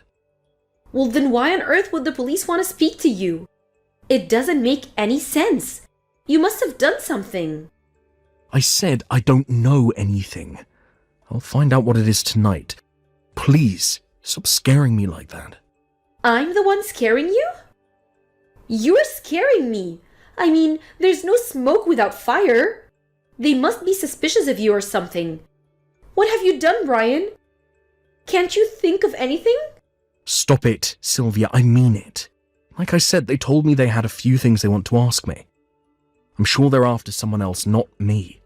It can't be me because I haven't done anything wrong. We'll find out in no time, but I'm sure it's nothing. Whatever they want to talk about, the police will understand that I have nothing to do with it once I tell them what I can. Yeah, we'll see about that. I bet you did do something. Hey, why are you being like that? Why can't you trust me? I wouldn't have told you I got called in if I had something to be shameful of in the first place, would I? Have some faith in me, please. I don't know what to believe. They could have asked you things on the phone, but they want you inside their station. That sounds pretty suspicious to me. Besides, it's not only about you actually doing something or not. What if my friends find out that you got called in? That would ruin my reputation. How could you do something like that to your hard-working wife? You are being silly. None of this is going to ruin your reputation because I'm 100% innocent. You have to believe me. I have nothing to be ashamed of, and I stand by it.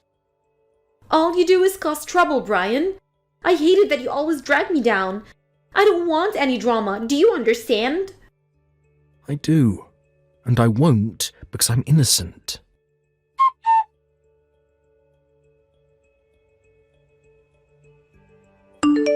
Hey, I just got out of the police station. I'm on my way home now.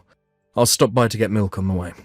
No, don't. In fact, you don't ever need to come home again. Huh? I will get rid of all your stuff. You're not welcomed anymore. Come again? What the hell are you talking about? Why are you kicking me out? Because we are getting a divorce. Why? Why? You know why. I can't be with someone who gets questioned by the police. You're going to ruin everything I work for. So stay away from me, you criminal. Criminal? Seriously, Sylvia. Of course I'm serious. I'm kicking you out. I will take care of Danny on my own. It's what I've been doing all these years anyway. What? Why me, though? Where am I supposed to go, huh? Why the hell should I care about where you go? Wherever it is, it'll be a short stay anyway, won't it? Because you're going to end up in jail soon. You're still convincing yourself that I did something wrong, just because the police wanted to talk to me. Like I said, there's no smoke without fire. You're an embarrassment to your family. If we stay any longer with you, you will be a horrible influence to our son. I'm never letting you see him again. I will tell Danny that he never had a father. All right, hold it there. You haven't even asked me why the police wanted to talk to me. I've been telling you repeatedly that I've done nothing wrong. You were jumping to conclusions, and it's a bad one. You liar! I don't want to know what you did. Do not involve me in your stupid drama. All I know is that an innocent person would not have been questioned by the police. I mean, they wanted you inside. I'm so shocked that they would let you go so quickly. Regardless of what it is that you did, I refuse to be associated with a man who has to bring his own sorry ass to the police station. Enough, Sylvia. I know exactly why you're trying to make me the criminal. It's because you're trying to shift attention away from yourself. But you're not shifting anything. The only criminal in our house is you. What? Why do you think the police wanted to talk to me? It sure wasn't about the loiterer you tried to make me.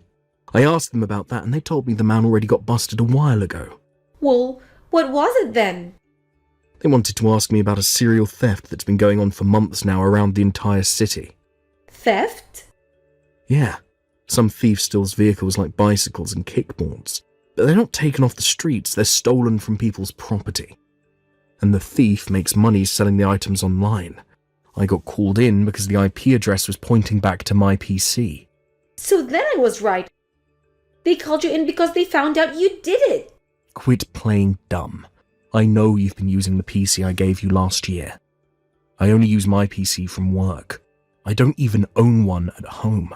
They also asked me about our family account and why we've been receiving money from online selling services these couple of months. I had no clue because I let you manage that account. I can't believe you used the account we created as a family. Brian, you don't actually think I've done any of those things, do you? Because it wasn't me.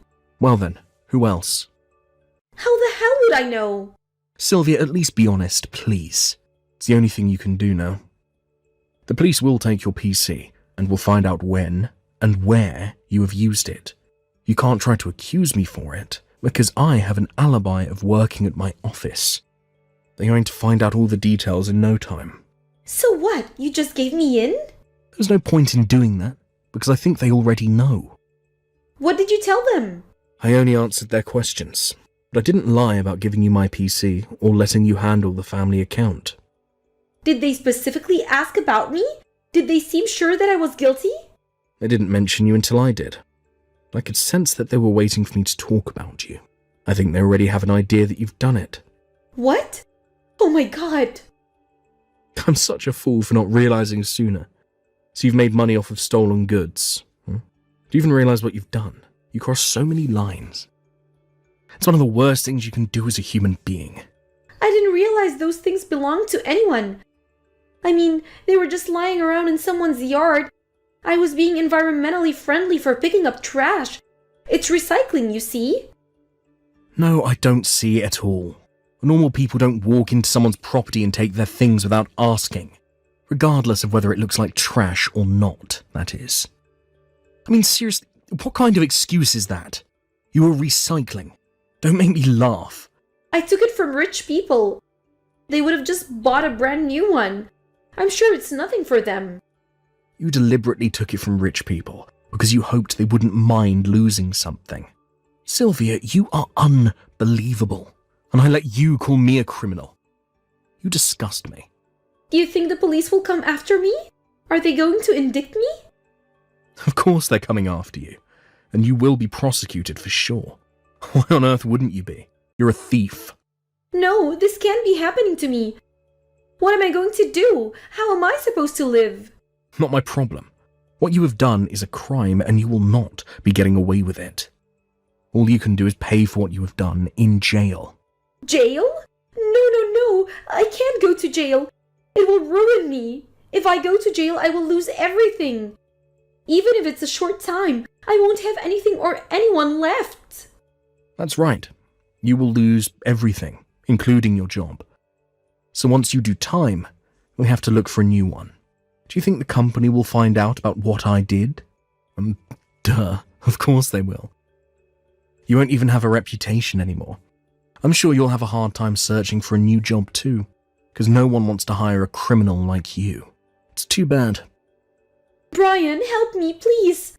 What should I do? There has to be a way to avoid an arrest. I don't want to go to jail. Honestly, don't do anything. The least you can do is turn yourself in. Be truthful for once, for Danny. There is nothing more. Surely you can do it for your son, can't you?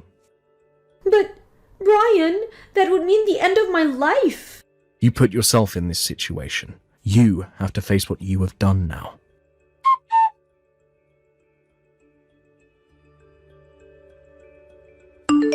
Hey, I just got home. Where are you? Why is Danny home by himself? Did you leave to go to the police station? Have you gone to turn yourself in? No. How did I know? Where the hell are you? Thankfully, Danny was asleep, so he's safe, but you shouldn't have left him on his own. How long's it been since you left? I don't know. Don't tell me you're on the run. I don't know. I don't know where I am right now. What do you mean? Why are you running? No, I'm not running. I just panicked, okay?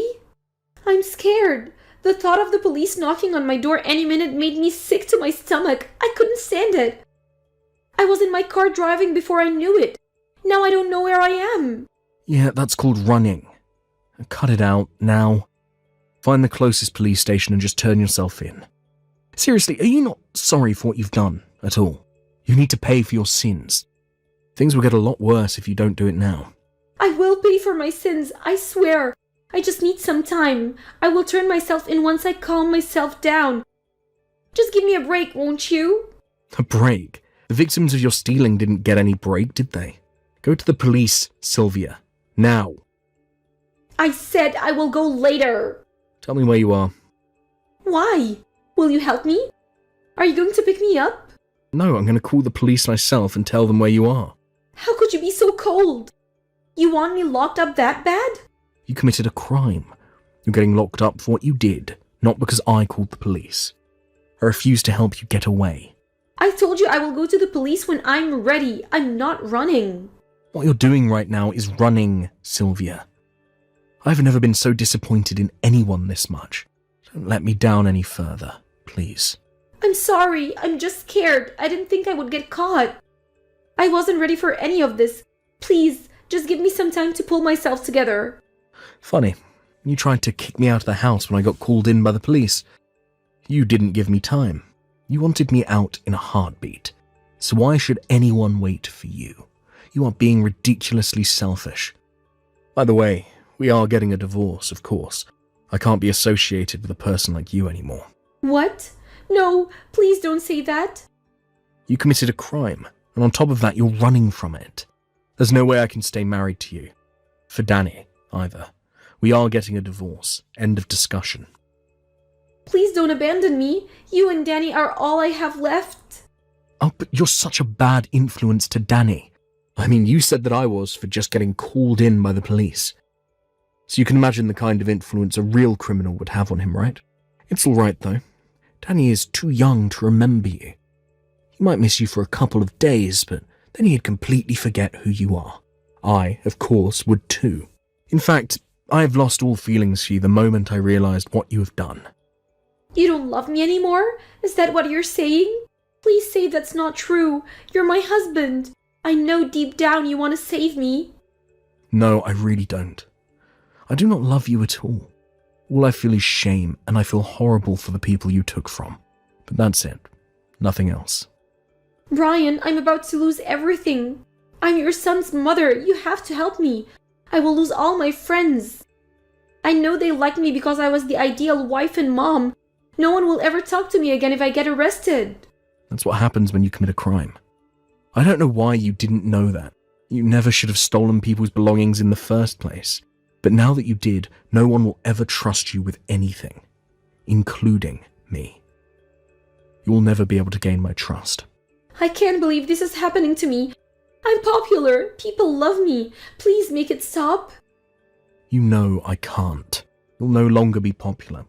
In fact, people will never look at you the same. You're an embarrassment to the whole family. Because of you, Danny and I also have to live our lives being embarrassed of you. You're such a disgrace. I was trying to make money for Danny.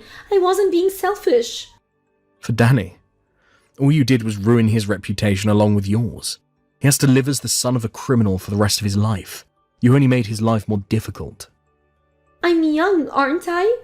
I'll be able to get back on my feet eventually. Just because I might go to jail, it won't kill me, will it? I don't know. But you can pray that it won't. But you will have a hard time finding a decent job. And you will be so embarrassed every time someone finds out what you did in the past. You will never be able to walk tall again. But like I said, you brought this upon yourself. You can deal with your embarrassing life on your own.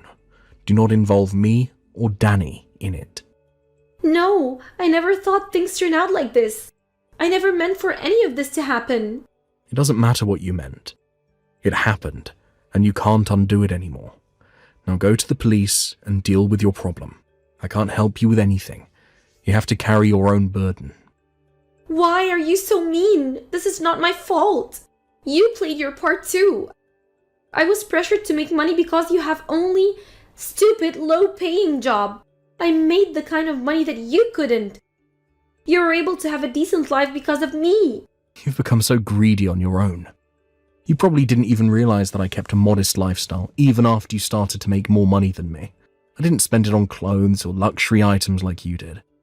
In fact, I saved as much as I could. What? No, that's not true. You took advantage of my earrings too. I didn't. Don't you remember? You didn't let me even if I wanted to. You got pissed off because I brought meat that was a couple of dollars more expensive than usual. You told me I wasn't allowed to splurge on anything. I never went out to have lunch with my colleagues. I worked off of one hot dog every day, you know? Well, I was just trying to save more money so that we have security as a family. Yeah, right. You enjoyed your lunch with friends at extravagant restaurants every day. Don't think I don't know. You are a greedy person, and you're going to jail because you let your greed take over. Brian, please, don't abandon me. I can't live without you. You're the only person that matters to me. Save me, please. Well, you just don't give up, do you? I will not budge to your bad acting anymore. And you can't try to make me feel sorry for you, because I will never feel that way towards a criminal. Stop calling me that. I hate how it sounds. It's so mean. Well, you better get used to it quickly, because that's what you are. Why can't you understand that? You keep feeling sorry for yourself when you were the one who hurt people. Please, don't make me feel ashamed of you, more than I already do. I'm sorry. I'm so sorry. Why did you steal? A child would understand that stealing is bad. Why, Sylvia? I was selling items I bought at thrift stores at first, but I wasn't making much. So I thought if I was able to sell better items, I could make more money, and that it would be even better if I could get those items for free. That's when I saw a brand new kickboard lying around on someone's driveway. They had left it there like it wasn't important. So I took it and made lots of money off of it. I felt so powerful once I started making money that I lost control. So I was right. You let your greed take over you. You should go to the police now and tell them that. I'm sure they'd appreciate your honesty, for once. Okay, I will go, but will you come with me? I can't do this on my own. I'm so scared. What? You need me to come with you? You're kidding me, right? You are an adult. Have some decency and pull yourself together. As much as I hate it, you are Danny's mother, so suck it up and stop embarrassing him.